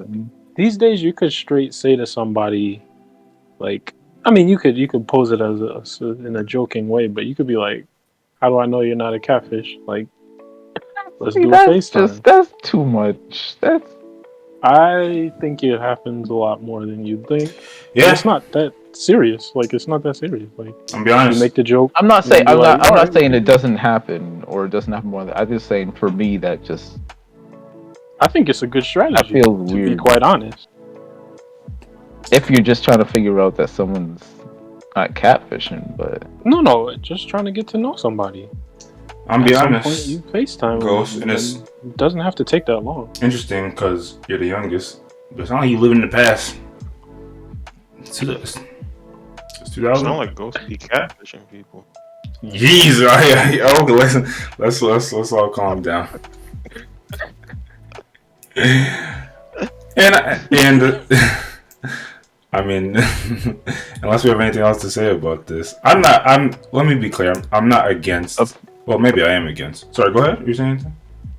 I was just gonna say, as a final closing point, we can see who gets the last laugh when Lord willing, eventually we all end up with our wives, and we can see who got with who, how, and I'll leave it at that.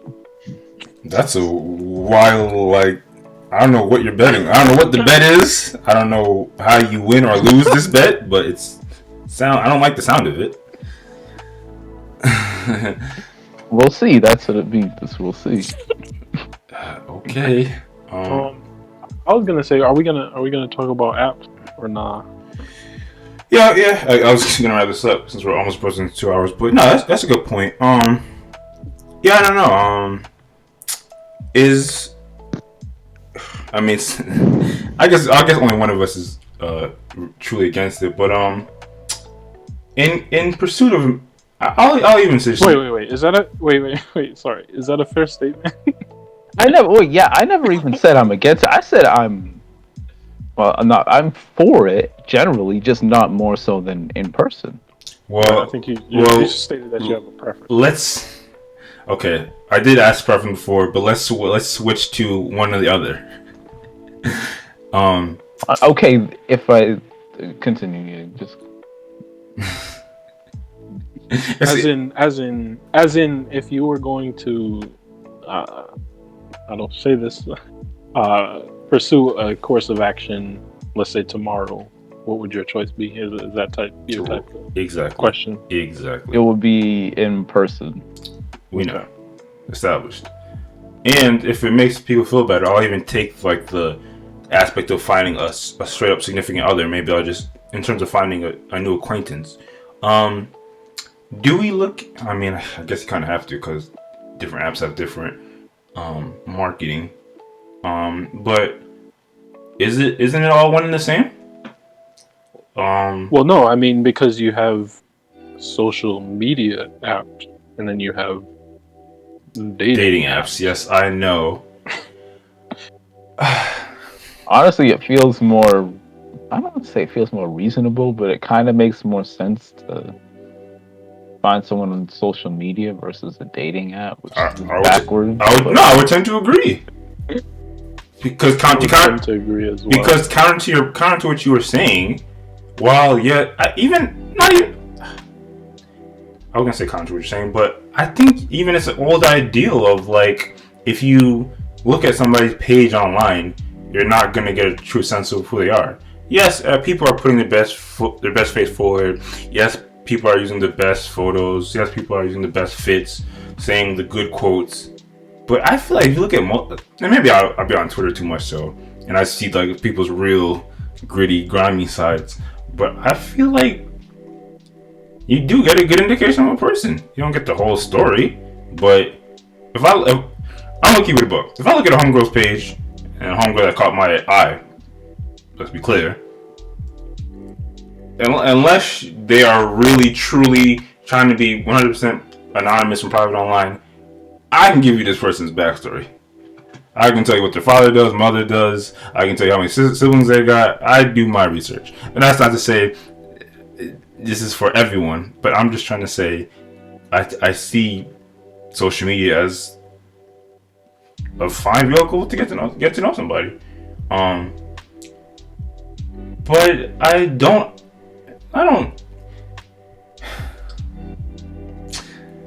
I guess what it really comes down to is, do we look at some application as unacceptable to try to make a new acquaintance? I guess it really comes down to acquaintance, huh? I won't be on Black People Meet, I'll tell you that much. Black People Meet, damn. I'm, as a general eHarmony match, I don't even know what the other ones are. Oh, by the same company. How's that for you? For me, yeah, I think part of it comes from the history of online dating. Also, the previous view that people had toward it, and all that. Like in the beginning, or I say beginning, but back in the day, I guess you could say, not everybody was on the internet like that. Not everybody was on these apps, or not apps, but on these sites and stuff. So I feel like the selection was like probably weirder, and people who were online dating were generally thought of as kind of weird, like desperate or whatever. And there was like a little bit of a stigma to it. But now I think everybody is literally, pretty much everybody has an account online, and the population that is on social media, at least, is huge. And so you're not so limited to people who might be weird, and the stigma is kind of going away. I think the same thing. It's gone. It's gone away. Yeah, pretty much. There's still a bit, I think, for the dating sites. Yeah, specifically for dating sites. There's a bit. If someone told me they were on a dating site, I kind of look twice at them. People tend to think there's a bit of desperation. Yeah, I don't really get that. Well, just seem. I don't know. It's a matter of maybe being like, I guess, old school people who are more old school romantic type, where it's like, oh, I need some serendipity, like, as opposed to searching out this space where people are literally just looking for that. And that's the purpose of the site. As an engineer, yes, tell them. Looking for the quickest solution to the problem. Which is fair. Maybe not say problem, but yes. Which is fair, but I think it does betray a certain type of. I won't say desperation, but that's how people sometimes see it. It's like, it's a goal. Exactly. Yeah, it's not like you're part of the problem if you're bringing desperation in. No, I'm not.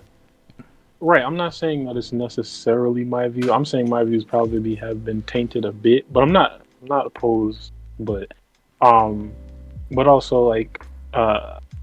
because you get these stories where everybody's like, oh yeah, this, I was just here and it just met that person. And there's these are the stories that you always hear about, as opposed, or in the past anyway.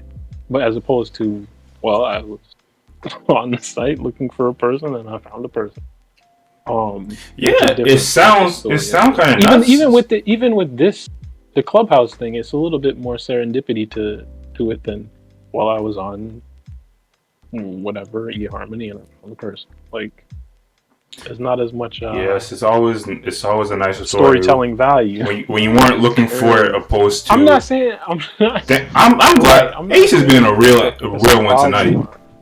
Let's get to the point. I'm just saying, this is where the stigma comes from. Okay. And people still, still perpetuate the stories. But can we be part of the killing the stigma?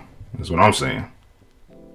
I don't necessarily want to kill the stigma. I guess I do.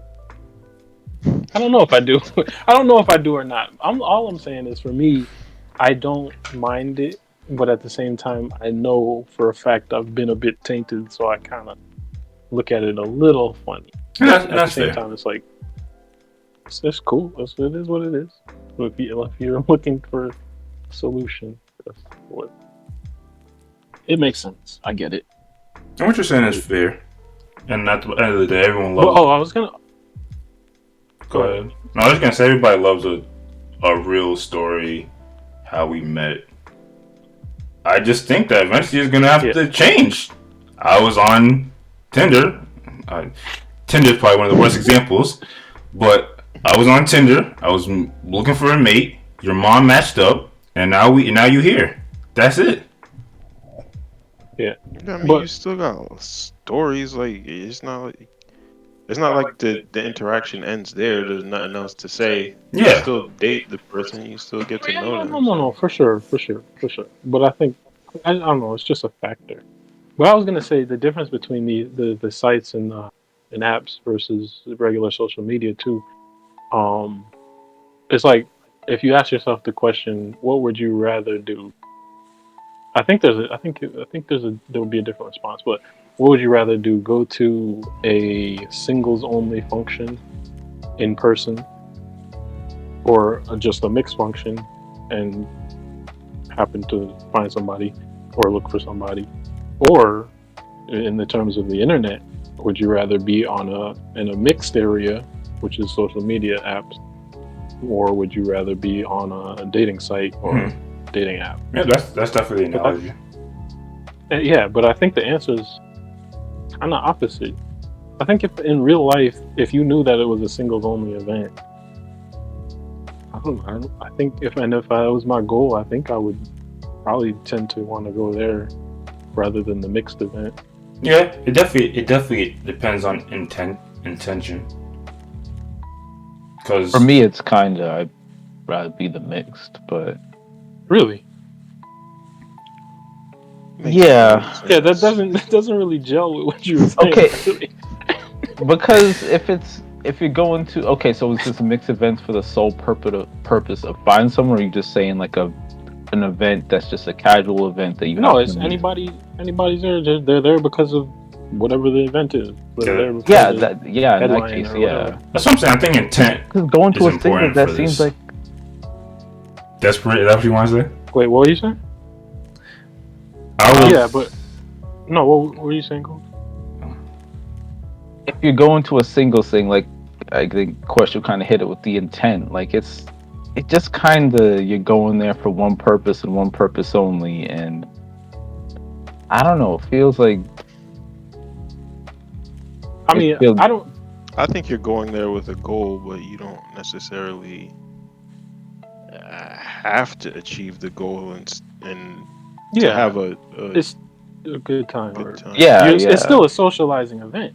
But also, I'm saying when I say singles event, it could be an event that is set up for single. Like it could be, there's an attraction or there's a thing that is being done, but it's the night. Yeah, in that case, yeah.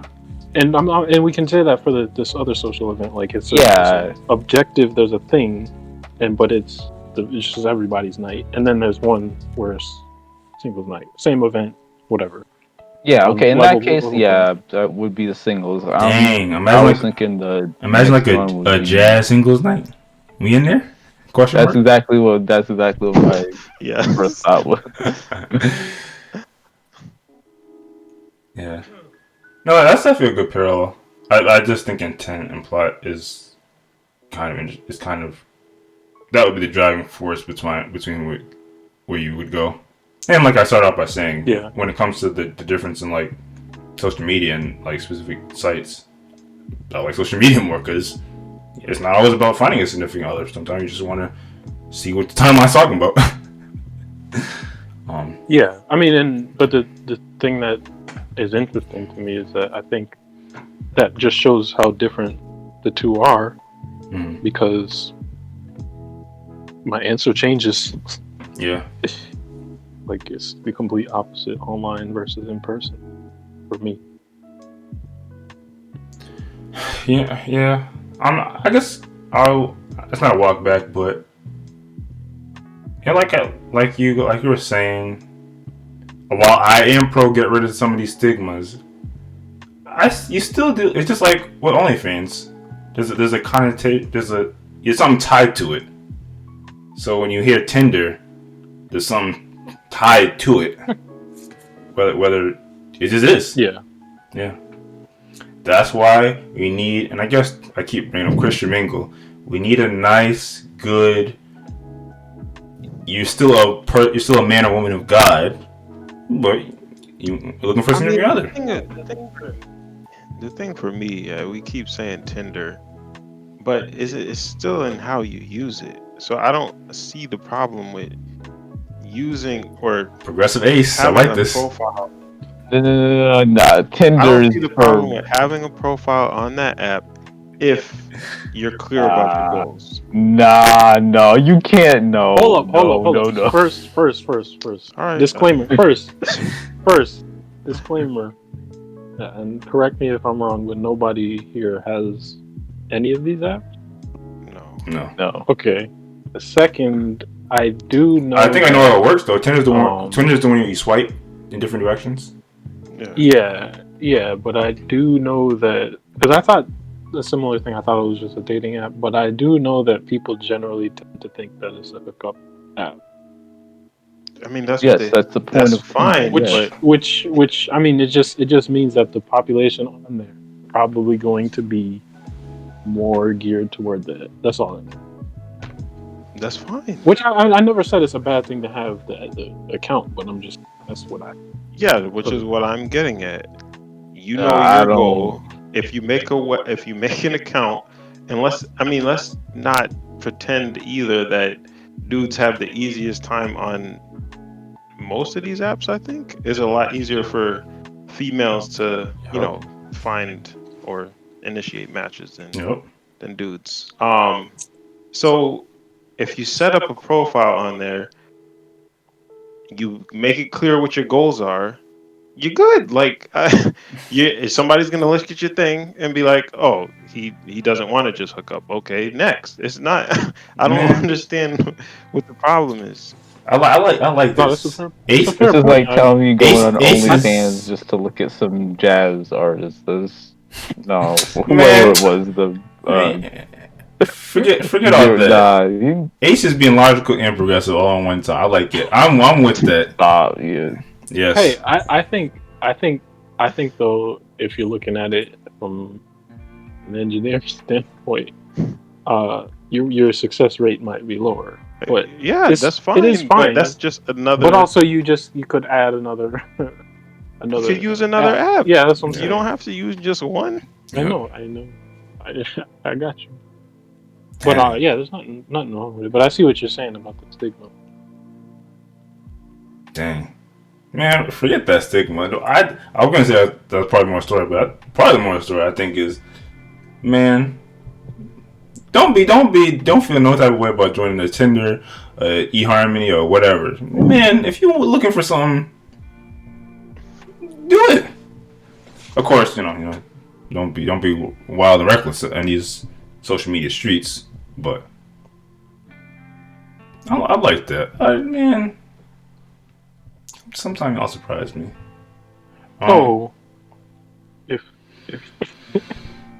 If any of you were currently on one of these, you'd just be fine and dandy sharing it with the group chat.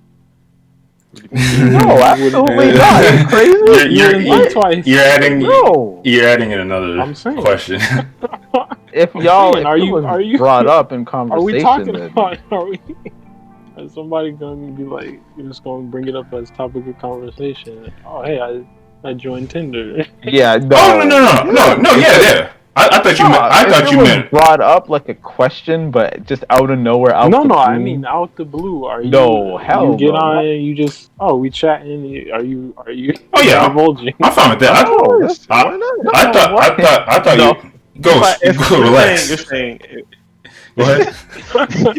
You're saying if I got a Tinder account, would I tell you? Is that what you're saying? Yeah. If it was brought up, would you tell us? I don't know why. Would you divulge unprompted? I tell y'all less. I mean, now that we're actually talking about it, yeah. No ghost wouldn't. The things I share with y'all are Lando. Yeah, would absolutely. I originally thought you meant like would I share some of the messages I'm having. Oh no. Which that's fine. That would vary. I don't think I give you everything. Yeah. No, that's fine. Yeah. Which I mean, kind of leads to the question. Ghost going crazy. You're kind of bringing up out the blue. That's crazy. What? No. You're not going to tell us if you get on the app? If it was brought up in a conversation, then yes, I would. But I'm not springing it out of nowhere with no prompting. Okay, I will admit if when I just got on this app, I don't. I will say if no one said anything, we're all just having our regular days, and then someone hops in the group chat and said, "I just hopped on Tinder." Maybe I guess my response would be, "Why are you?" It would have to be some conversation around online interacting, I guess. Yeah, I mean, you'd have to have more to say. Like, okay, let's say, and you interacted with somebody, or let's say we were on Discord and you're like anything new, or any type of yes, could bring about that type of line of conversation. It wouldn't be the first. I guess I'm trying to just gauge how willing people are to divulge. If it came up and if it was a fairly you sound like you'd only answer. It sounds like we have to pull that out of him straight out. Exactly. If somebody asks you the question directly. If we were having a conversation like this and I did then yes, I would bring it up. But otherwise, no. Because we'd ask it. We know where you stand, goes. We got you. It's cool. Which is fine. I mean, that just proves or goes along with my point that, I personally, I still feel a little bit of about the apps. But again, I'm not judging nobody who's on it, and I don't think it's wrong in any way. I mean, as long as you're using it responsibly. No, let's keep going. Let's take a step forward. I mean, I guess aside for Ghost. Why haven't y'all joined any of these sites? Since we're all willing. I'm not trying to find anybody right now. Alright, keep it honest. I think that's probably the answer for all of us. Yeah, I mean, yes. I mean, I wouldn't say turn anything down, but I still working on some stuff, and then it'll come eventually. Lord willing. I think that might be perceived as like a boring response. And you say that, but if it happened, quote unquote, naturally, we wouldn't be against it. You wouldn't be against that, would you? No, I just said, yeah. If it happened, I wouldn't be against. Oh. So you're not opposed to it happening. So you're not opposed to it happening naturally, but you are opposed to doing some amounts of work and finding somebody. Are you talking to me or Ace? Yeah, I think the underlying point is, you're not ready to explore the idea or the explore, but you're not willing to put your foot forward. That sounds kind of not to be accusatory. But to be okay. I am not actively looking right now, but if it did happen naturally, like you said, I'm not gonna say no. I'll wait until I pay off my loans and I move out. That's you were saying a lot of things tonight that if we weren't cool, I'd be a lot more roasting going on, bro. It's life. You don't know if you're gonna be alive tomorrow. You talking about pay off loans? What are you talking about? Okay. I don't know. Maybe it's just a difference in view. And again, I somewhat agree with there are a lot of things I would like to do before I jumped in a whole relationship, but I'm not gonna start. I gotta pay loans off first. Man, mad. Yeah, and I'm just talking at this point. I'm not against anyone doing any of these things as long as they're not being wild. And honestly, it sounds like for the most part, none of us are against it either. Which is good because since we're all on a relatively good field with this, we don't need to talk about any like the dark side of what we're talking about, because obviously there is a very much dark side, but we're talking amongst us, so I think we all are kind of, we don't even need to really address that, because I will give you the point that I brought up this is a relatively wholesome story, because for every wholesome story like this, for every one wholesome story like this, there's a million horror stories where people met online and it was the worst experience of their life. So we gotta acknowledge that. People trying to get flued out, man. I have to bring that up, so don't get me going. Because you say that, and if you did happen to meet somebody online, how much time it's gonna take for you to want to meet up? Come on, this is real quick, and I'll be the last thing. What'd you say? If you did meet somebody online, how long before y'all trying to link up? Come on, real quick. Pretty quick. Aces. You know how quick you like to move. Aces. Oh yeah, that's true. Yeah, he's on record. Yeah, that's real. Not some of the other stuff you be talking about, but yeah, if we click online, let's get to the shits. Now, obviously, distance could be a factor. That's what I was gonna say. Aim for a ticket?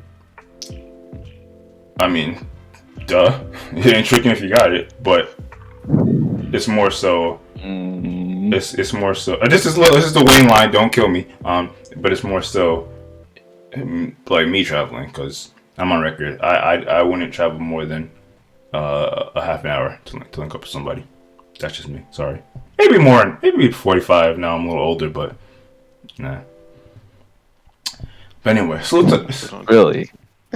Salute. That's crazy, especially considering that I have to drive like 2 hours just to get to your spot. When I say you're telling me you wouldn't. You're telling me if it. Yeah. Wes, you know what I'm talking about, right? I don't need to go into this. When I say linking, I'm not talking now about who's ducking. Now who's. For everybody, who's ducking questions. For everybody that knows, I'm not even talking. I know what you're talking about, but like if it was an hour away. Sorry. I've told homegirls this before. It's not happening. You gotta believe it. It's Quest. It's not anybody else. Especially homegirls from Boston. I already don't like Boston, and I'm gonna go an hour. Hell no. But anyway, see, because this is y'all fault. The moral of the story is, salute to everybody that's finding their significant other, no matter what the platform or media is. As long as it's wholesome, I'm with it. And I would like in the future for there to be a Israelite exclusive,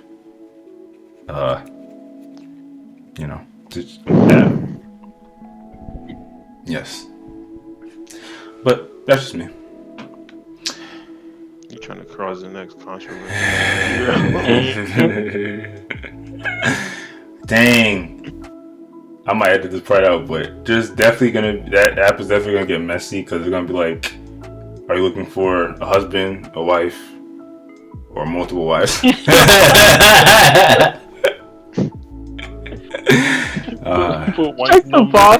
Wife number. Have one wife the ranges too. Looking for. Oh my god. Hey man, there's somebody or somebody's out there for everyone.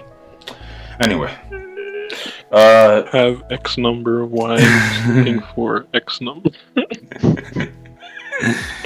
I was saying, it's 2:10, right? 2 hours and 10. So I think there was another. We'll hit it after music. Let's dive into music. But But yeah. I don't know. Enzo Curry is sleep on him purpose. All right, we don't gotta come in here and hate. Y'all don't know how to do unnecessary hate. Give unnecessary hate. Anyway, is that it for music? I mean, I was sleeping on him too, but that album, not bad. And we already established we can bring like the re-up, the expansion pack album to the list. Yeah. But so I do have one other recommendation this week aside from music. It's a bit out there, but yeah, share me out if you will. So you gonna recommend a book? Funny.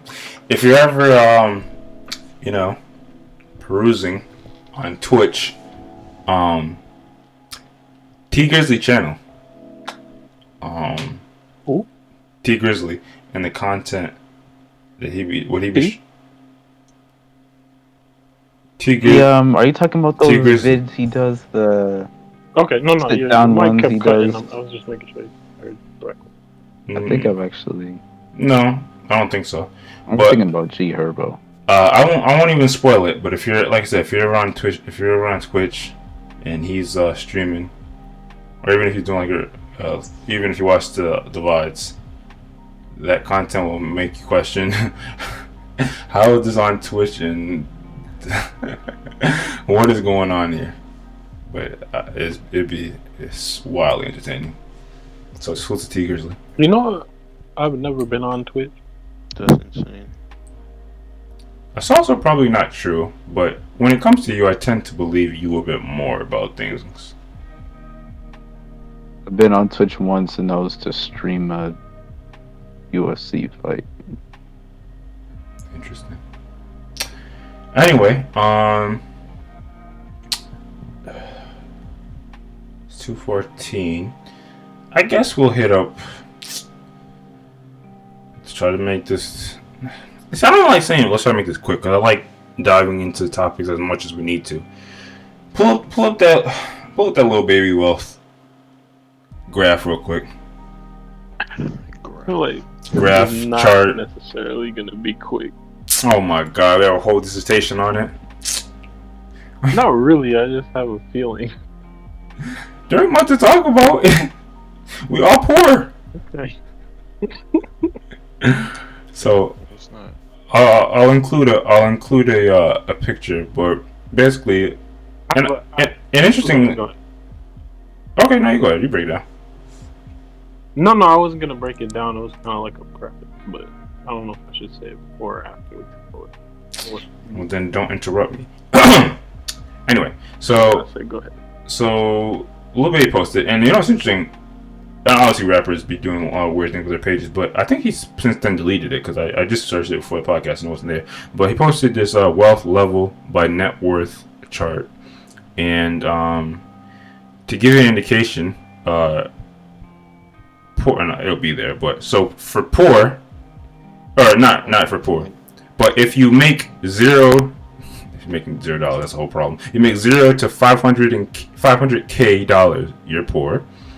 If you make $500K to $2 million, you're middle class. This is your net worth, not what you make. Just net worth. Okay, yeah, that's actually important. Cause I was thinking what you make a year. Huh, that actually, it obviously doesn't change things, but it is interesting. I make it into middle class with that. Hey, big ballers over here. Casual flex. And I won't go through the whole thing since I'll be posting it, but basically, you're not even rich until you're making, like, you're not standard rich until you're making 150 mil, until you have made 150 mil to 200 mil. And you're not truly. Why does he have comfortably rich below rich? Like, wouldn't it be comfortable rich goes after? No, comfortable is you are in a good space in life and you don't particularly need it anymore. Rich is you have excess. Yeah, just drop off rich, I think is the idea. There'd be lesser rich, comfortable than rich. All right, that makes sense. But comfortably rich makes it seem like he's, yeah. But there's already a comfortable. Oh shoot. Yeah. Okay. I've already told you all the difference. Okay. Comfortable is you have a substantial amount. You're comfortable. Comfortable rich is you are. No. He's saying comfortable rich versus rich. Yeah. He explained that too. Yeah. Makes sense, but whatever. Y'all are just too poor to understand it. The world. Let's get to the shits. I get it. This is. Wait. Say again why rich is over comfortable rich.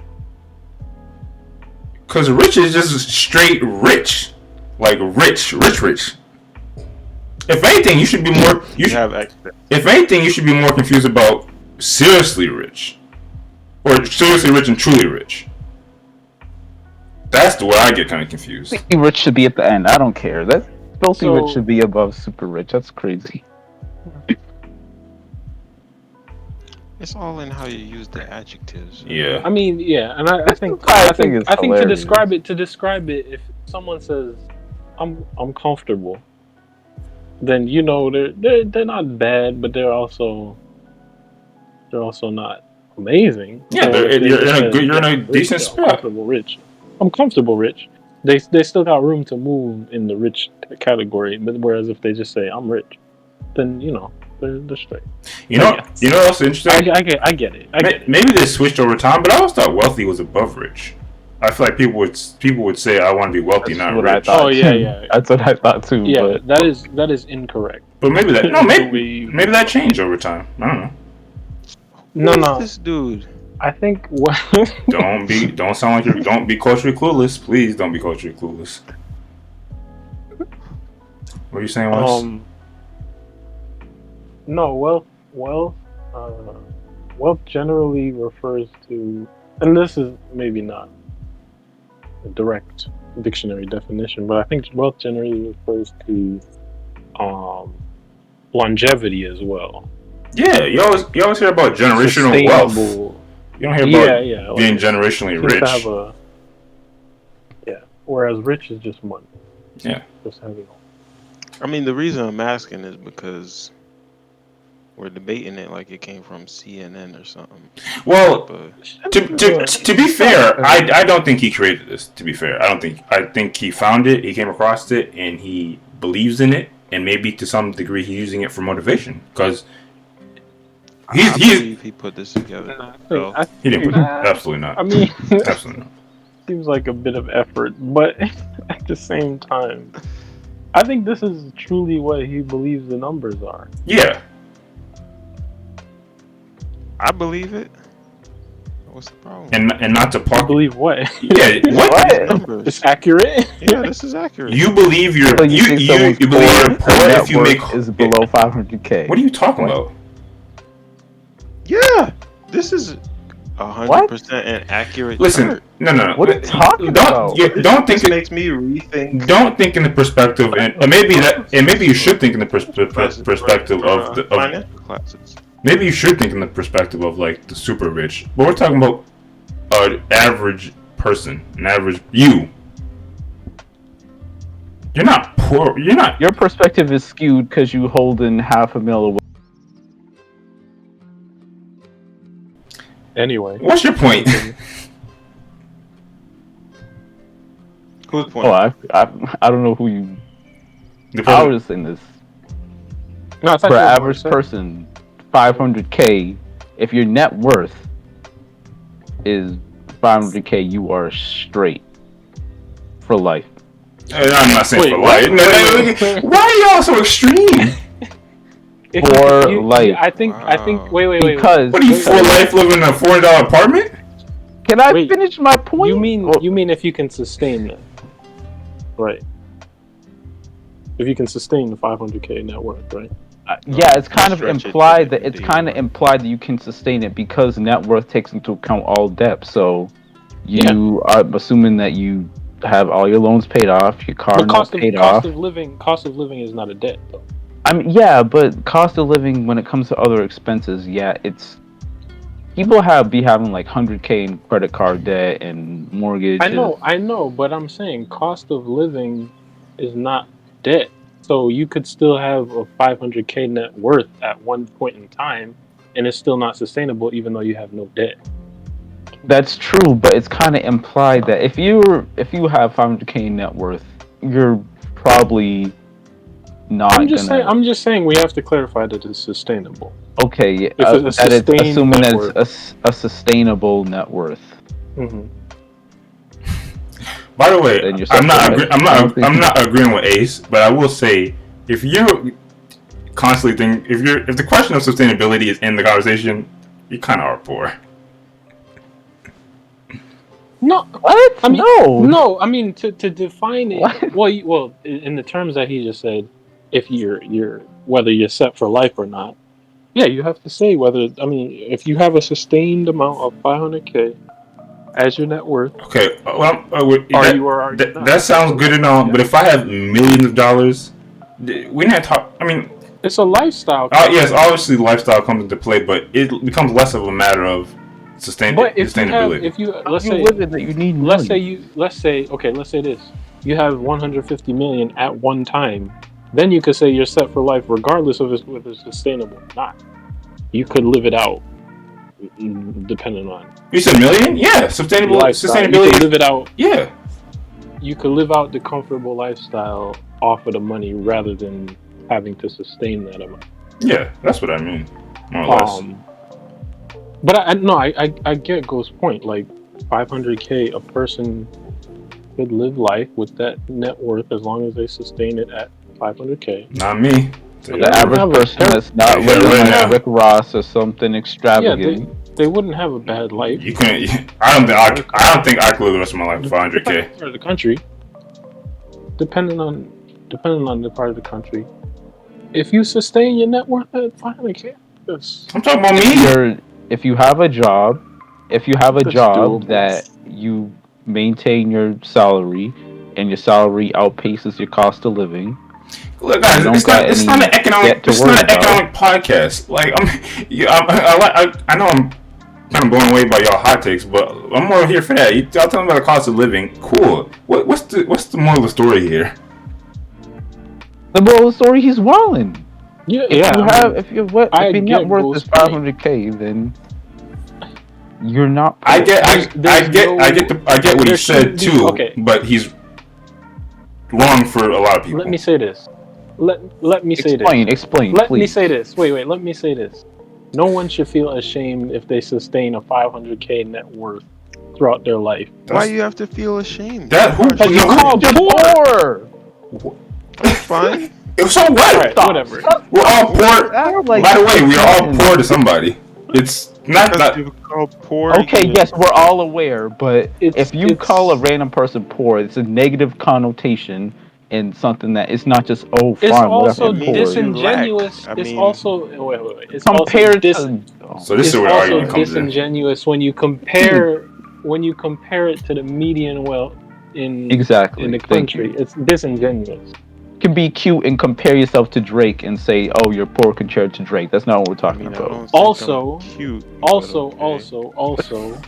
it's a negative thing to perpetuate the idea that people are, like less than what they are, like, and maybe trying to attain something that you can beyond what's attain. I mean, this is encouraging. Yeah. No.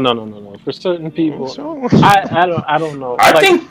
While y'all are right that poor is a negative connotation, it's not that big of a deal. It's real. It might be encouraging, but people who feel stuck, people who feel that they're doing all right, but you're gonna put it on them that you're poor and I'm right there with them. It's just based on the numbers. Apparently, it's just based on the numbers. $1 million net worth. What numbers? That's just how it is. I'm not. We put a label on it, and now it's a problem. Yeah. Absolutely. Wow. Okay. Y'all are absolutely. I think y'all are reaching. It's disingenuous. That's how I think. I mean, it's not. It is. I'm looking at this. It's not even a character thing. It's just what you're earning or what you've accumulated. if I'm looking at it from how does that make myself, you poor? Compared on this list, you're poor. Look at the numbers. Y'all are arguing over numbers. Like, what's the problem?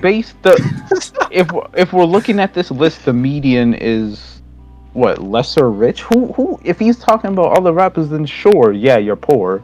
But I'm assuming that this is geared toward the general population. He's talking about it's anybody that looks on this list and can the numbers. Yeah.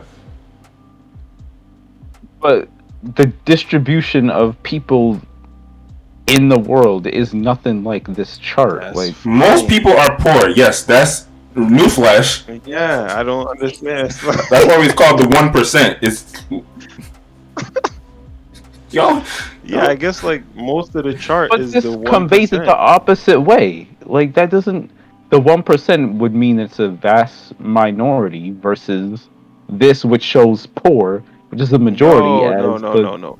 This doesn't show the percentages of people in each category. I'm aware of that, but it's the classifications. Okay, I get that, but if you're only classifying poor, 98% middle class. Yes. 1%. But why are you classifying the 1%? So, first of all, middle class is actually a real term that refers to the middle class of the population. Like it has to relate to reality. But aside from that, if you go with a 500K net worth and you go to somebody with a 20K net worth and they struggling and you talk about, yeah, I'm poor too. How is that? How does based on the chart? I don't understand what the problem is. What is the chart based on? Nothing. It's a slap in the face. This is wildly silly. I'm just saying, I'm with you, Ace. I don't know what they're talking about. Hold up. You have wildly different lifestyles. How you gonna say, yeah, I'm poor too? How is that not a slap in the face? Look at the chart. I don't get it. By the way, that could be applicable to any of these. Well, not any of these, but to some of these. So for Rich, the guy that has 150 mil, that lifestyle might be different than the person that has 200 mil. It's the same category. Yes, but no. Come on. The difference grows marginally smaller. I don't understand how you guys we started this off and you were talking about the nuances of the chart and the wording. And then when we finally agree on the chart, you don't like the chart or you don't like the wording anymore? No, listen. Somebody decided to group these numbers with these words. According to this chart, no matter if you have 0 net worth or 500K net worth, the wording, you're classified as poor per the chart. When I was looking at the chart, I'm looking at the wording and how that's ordered. They're two separate columns. I was looking at that left column, and that's just because comfortable. I don't think comfortable rich should be below rich. Okay. That doesn't mean that I agree with the numbers associated with that. Okay, we got it. Anyway,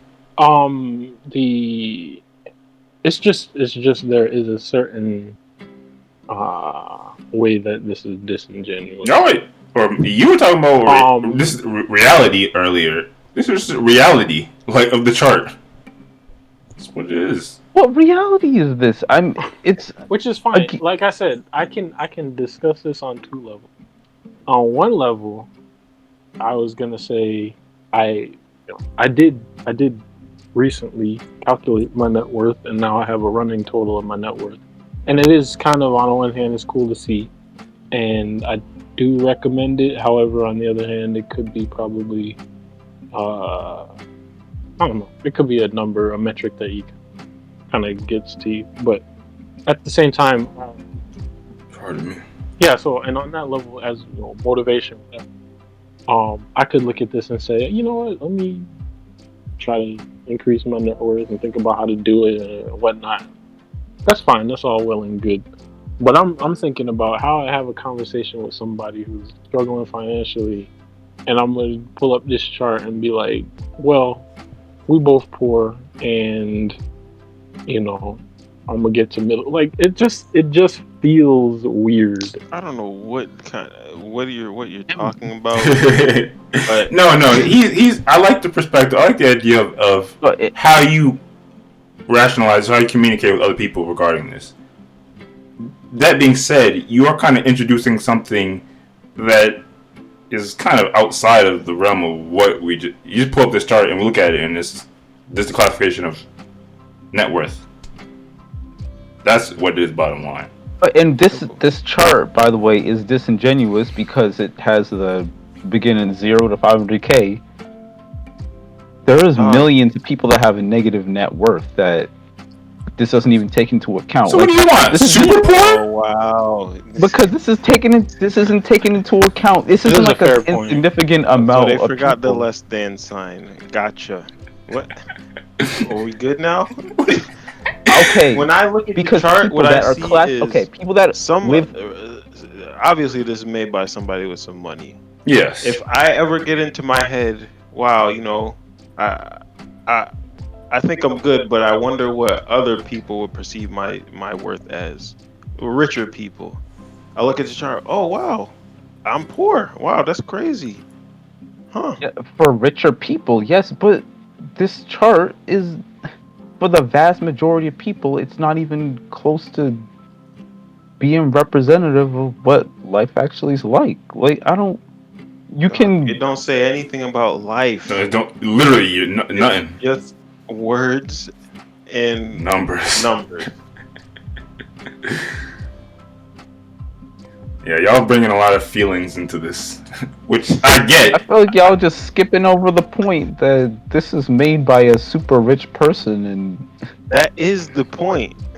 The perspective is just completely skewed and it's not accurate. You know what? Honestly, if they just had, if he had poor, middle class, and whatever, even upper middle. If he had those accurate and then the rest of them were just ridiculous richness numbers, I think it would make a lot more sense. But I think the fact that he uses words that are attributed to much smaller real numbers when you look at the medians and the averages, then it makes it look weird. So you wanted this to be a chart done by CNN, an economist who understood the nuances of the different classes. No, I think he got the bottom end wrong. Because those are real. The bottom end or the top? I thought y'all beefing out the poor one. I mean, yeah. I mean, the low end. So the rest of it, yes, it's highly subjective, and who cares? Like, it's funny to look at the different categories that he'd come up with. But I can see, and I think I could look at the whole table in that way too, as in, you know, it's just funny how he came up with these numbers. But if I'm analyzing the thing in reality, I think the lower end is disingenuous. Man, this is silly. I don't know. About disingenuous. I don't know if there's too much. Yeah, y'all keep bringing it.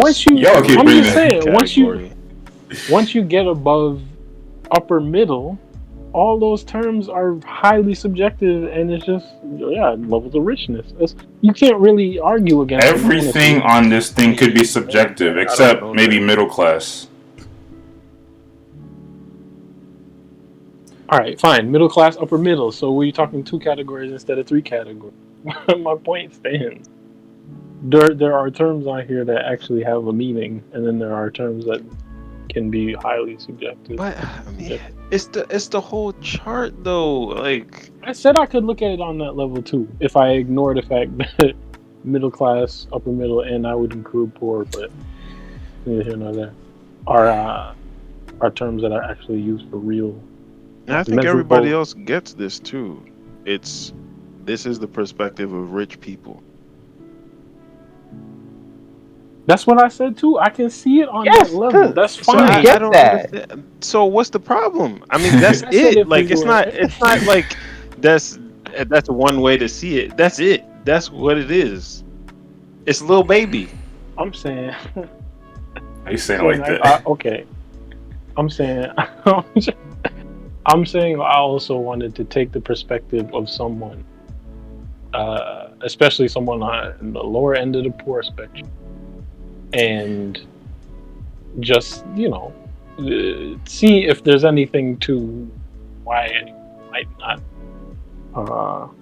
like this chart or whatever, or how I might look at it if I was on the lower. Y'all talking about liking a chart. Clubhouse thing. He posted it on Instagram with the general public sees it. That's what I'm saying. I'm talking about general public reception. Like I'm gonna. He wants to forward this to his rich friends and discuss it then. Sure, fine, but it's like y'all don't allow for. I mean, you don't. So now y'all saying this chart is offensive or something? It's like you're saying there should be no dialogue. It said it's offensive. It said it's crazy. It's wild. The dialogue is. This is what. Dialogue is what category do you fit in? Yeah. Or the dialogue. Not how does it make you feel? Or yeah, whatever, man. He's not. I don't.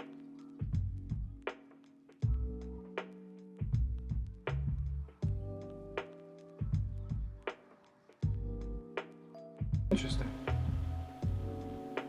I don't know if there's any much more to glean from this, but I guess now it's worth asking, and hopefully we can do this real quick. What do y'all? And we don't have to really have to do all these categories and subcategories, but what is y'all quick, rough, rich, poor, comfortable, rich? If you understand what I'm asking. I don't know. I don't really break it down. I think we could give targets, but I will say for me. You're asking what numbers will we plug in? Yeah, if you made the chart. I'll say for me real quick, it does. I will give you that. I feel like some of these kind of fluctuate because I consider poor, and I think about it like annually, so it's even hard for me to think of like total net worth. But like poor is like min wage or less. Wealthy for me would be 100K or more. I guess we're just talking income versus yeah. Which is fine, but it's hard for me. It's hard for me to think in terms of net worth. Yeah. And then rich, I would say multi-millions. That's what I would say with rich. I don't. Yeah, I mean, I think if I'm thinking even in terms of net worth, I feel like a net worth of over 5 million, I can't really parse. Like, I can't really differentiate types of rich after that too much. I think if I were to make a chart, I would just say rich. Although maybe that's not even a lot. I don't know. It's definitely not a lot. Yeah, 5. This is why I subscribe to the chart now. All right. Maybe net worth is kind of maybe 10 million. Maybe I'll say over 10 million. Is wealthy? Yeah, as well as rich. Notice the chart.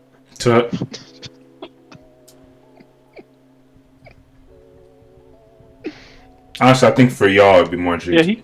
It would be more interesting to know what y'all consider poor. I think is in middle class because that's where y'all gripes landed. Well, I would just refer to the real number. The real? There is no real number on poor because there's somebody that has $1 million. I think they're poor. You know what? And just because y'all think, I think Go ahead, Ace. When you consider poor, it should be a consideration of your expenses, not just like net worth or income, but how much you spend as well. Unless net worth takes that. Net worth takes that into account. I mean, as you spend your. But if you have a zero, like if you have a $0 net worth, nothing coming in, nothing going out. But that's not what it means, though. Because there's plenty of people that can. There's plenty of people that can get by and buy whatever they need and have a negative net worth. It just means that your debt is so significant that it outpaces what you have available to spend at the moment. So, I mean, my net worth it's possible to live with a $0 net worth, right? Yeah, it's people live with a negative net worth. Live well, fairly well. Point. Yeah. Like my net worth is extremely negative. And Jesus, Joseph and Mary. I mean, it's crazy negative. But I'm still. So that's why you gotta gripe with this chart. Even if I didn't have to live with my parents, I could still live fairly well, get an apartment, and survive, and have groceries every week, pay my car off, and still be. My net worth is more than negative. You don't have to give specific numbers here. $30K right now. I don't know the exact number, but it's not even close to zero, and I'm still living fine. This is interesting how we use the same podcast where we're talking about relationships and finding. for all the women out there, Ghost has a lot of good qualities, so you don't got to pay attention to that negative 30. Hilarious. You said it, dog. I don't even know what I was saying before. Yeah. I do feel some level of getting inspired by this. Yeah. You do? Yeah. I hear you. I hear you. Because I'm taking a shot. I'm taking a shot again on Rich. I don't know if I'm on record, but I'm definitely gonna try. Regular Rich? Because like I'm not financially literate, even in the slightest. So when I look at something like this, I'm like, oh, okay, 500K isn't really that much. If that makes sense. No, it gives you a perspective, a certain perspective. Yeah. Which I think is to get back to it, which I think can be helpful and can be positive, it can be negative. Because if the perspective makes no sense or is not based in reality, like if only 1% of people are actually doing X, Y, Z, and you think, oh, well, maybe that's normal. Like that's the problem. This is the nature of data. Yes, but there's good data. There's good data and there's bad data. That's what I'm saying. Come back. It can give certain people an impression that something is more normal than it is, even if the numbers don't say this is normal or give a percentage of how many people. Okay, that's fine. But do you think that the majority of people on social media are data literate? What are you talking about? That's my only point. That's my only point. But yes, for someone like us, maybe this is motivating, So, it doesn't motivate. So yeah, I think it's ridiculous, and that's fine too. Come on. However, I guess the question, because this is why I thought too this might work. Because I was gonna say we should probably preface these things with, because I don't think we've ever officially said it on record, like our feelings on money, our thoughts on money, and our relationship with money. What do you mean? You know how many test podcasts we have? Because surely. That's true. But we have, not on the official record, probably. So point being, and we all fall on a different place in the continuum. So yeah, there was that, and then I don't know. I don't honestly know what I aspire to. Like I said, I mean, a $10 million net worth sounds good to me. That's a good point, because I think someone, you joked about it, but obviously I don't like to put out like actual factual numbers because you never know what the Most High has planned. But when I say I'm gonna shoot for the top, if I go based off this, filthy rich. Filthy rich? Yep. Really? Yep. Also, you're shooting for filthy? I'm shooting for Hold on, filthy. hold on. I'm on record. let me say Wild. let me say this too. Dang, I'm Why, shooting for, though? like, Let me say this too though. lower middle. To our knowledge, I don't believe that any of our any of our parents or ancestors that we know of have had probably a 5 mil net worth. That's to my not true. knowledge. No, that's Who not you true think? at You all. think people have 5 million Yes. that you know? Yeah, we know. I'm just joking. All right. Like who? And I think that's generous. I might even say 1 mil, but I'll be Yeah. conservative. No, that's yeah. I don't think I know anyone that I would guess had a net worth. Why are you saying this? Because I'm saying we would be pioneers if we made it to. Let me see the chart again. If we made it to. Why you keep moving? What's going on, Ace? Sorry. If we made it to upper middle. Yeah, that's true. I'm not interested in. I don't care. Sorry, I shouldn't Not say to okay. be a hater because it's your opinion, but Go ahead and be a hater. why do you?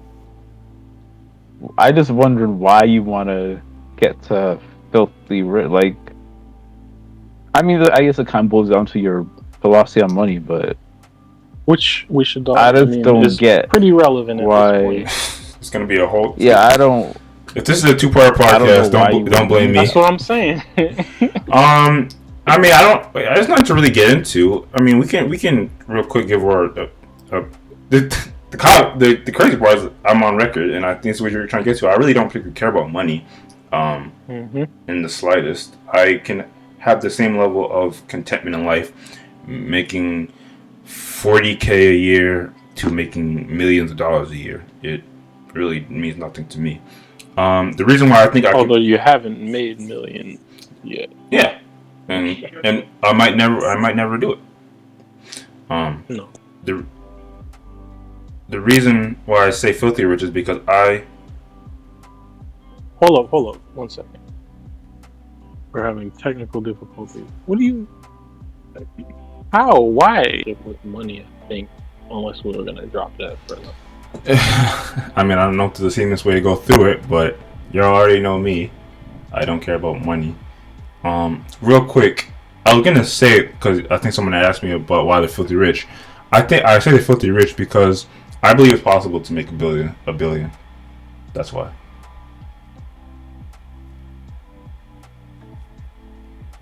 I do not think it's possible, but I've been told in the past I'm For yourself. being too negative.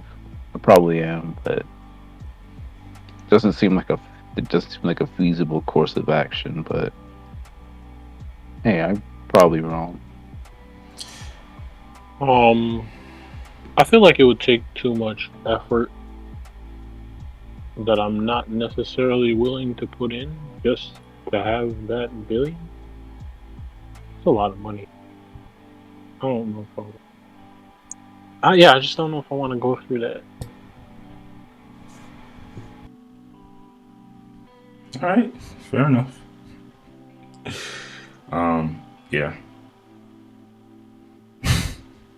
A lot of the things I'm thinking of for the moral of the story would involve me insulting somebody, so that's why it's kind of hard for me to come up with something here. But it's fine. There was one more topic, but since this podcast is like almost trashed for some reason, Ace, I just kind of talk to it real quick. So versus the brand that Timbaland and Swiss created, it got bought out. I don't even know the full details. I just saw the article and headlines. It got bought out by Triller. So they're gonna I don't know. They're not gonna stream exclusively, but Versus is gonna be happening on Triller now, and there's a whole thing there. A lot of people are not happy about it. Since I haven't read the articles and read what the joint partnership actually looks like, I'm not happy about it either. whenever you hear things like that, it's usually gonna result in the brand being watered down. And obviously, if you know Versus, you know what it was built on. Just like we're all at home and two dope artists coming together and battling it out and just having a celebration, however you will.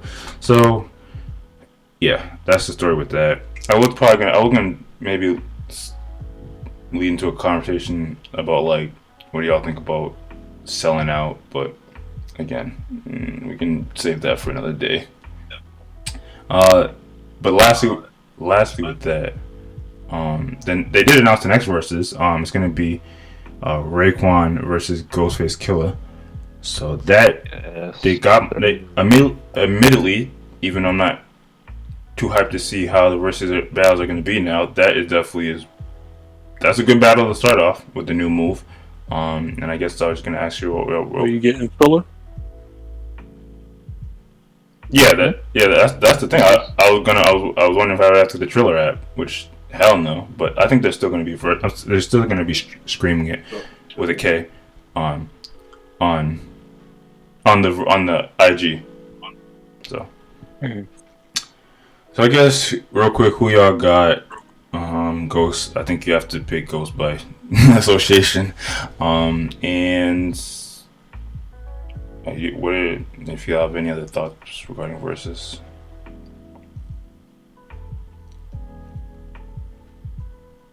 Honestly, even though I like Ghostface more, I think Raekwon might take it just because he has a lot.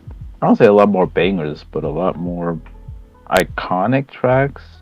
I'm not trying to be disrespectful to Ghostface, but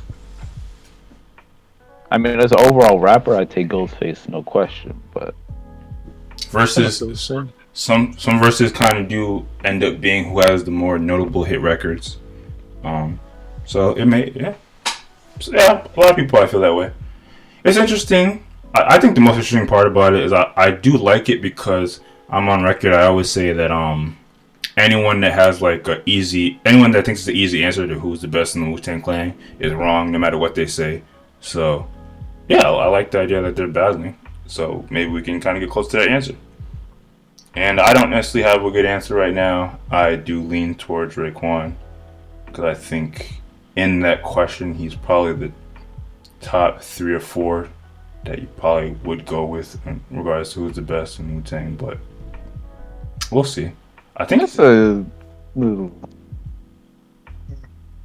kind of a cop out because Wu-Tang ain't got that many members. Say top 3 or 4. Yeah, it's 9. But I mean, the question really is who's the best. So I don't know. Anyway, Jizza. Dang. We're not doing this right now. That's a good answer though. We definitely gotta have this conversation one day, but it's tough. It's hard. It might be harder than who's just the best. It kind of changes. It's who's the best in hip hop altogether. Any given, but man, I do love having that debate though, even more so than like just general who's the best in hip hop. So yeah, we'll see. I think it's happening the 20th, so that's Saturday. Watching that, best believe. Man, they doing that like actually no. I think it said 5 p.m., but that wasn't EST. I don't know. 5 p.m. Yeah, they already making some changes that I'm not interested in. I don't know. It'd be 8. I mean, California, whatever. I think that might be California time. Although I don't know if that would make sense. Regardless, somebody did say they brought Triller in to clean it up after Ashanti and Keisha Cole were mad late.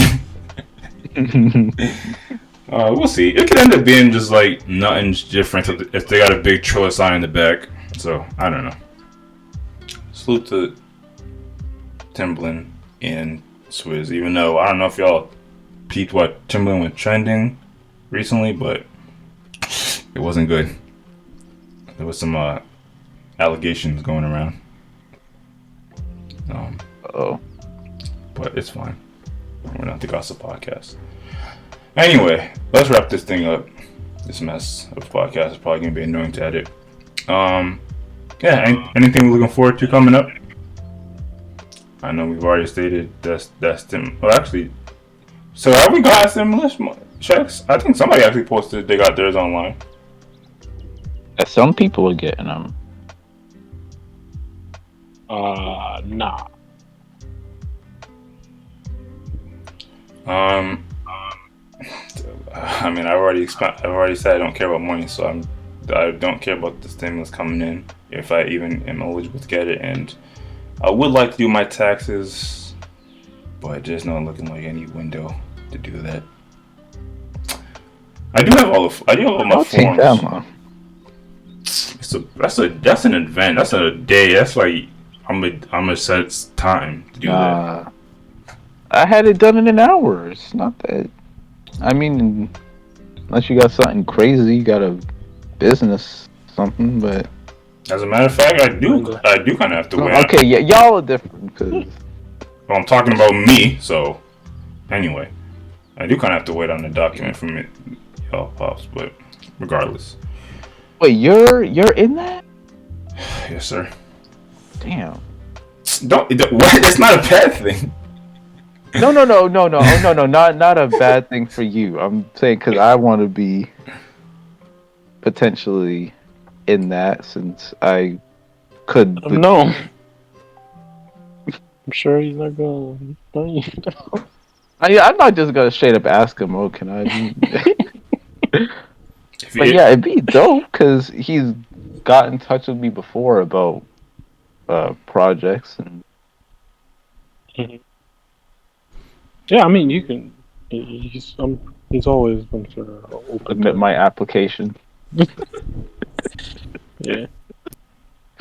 Hey man, if you're just saying all that, no, you're not. But if you're just saying all that because you want to be part of LLC and LLC Twitter, don't worry. The Be Warm and Be Filled LLC will be taken off soon enough. Pardon me. One thing I am looking forward to is I started going to this gym by me a little, and yeah, I know it's kind of late in the season, but I guess it's game season basically. So that's where I'm at. In a pandemic? No, well, that's why I kind of made the move because I feel like it's. I'm not saying it's about to be over, but I feel like the cases are going down. Hey man, and it's relatively small, and it's like 24/7. So sometimes I'd be going there at like 11, and there'd be nobody there. So.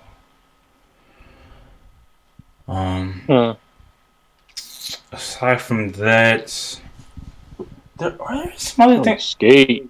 There is some other things I want to do. Obviously, I skate. I'm only saying this because I like to put things out in the universe, and no one's probably going to hear this at the end of this Jacked Up podcast, but I'm low-key... I may be potentially low-key plotting on Surface Pro. And I'll just leave it at that. There's so many options. That's a really funny comment in regards to what I'm talking about, but yeah. Oh man, damn. But yeah, that's it. Any final thoughts, comments? Be warmed and be filled. Nice. I didn't even have to say it. Peace out.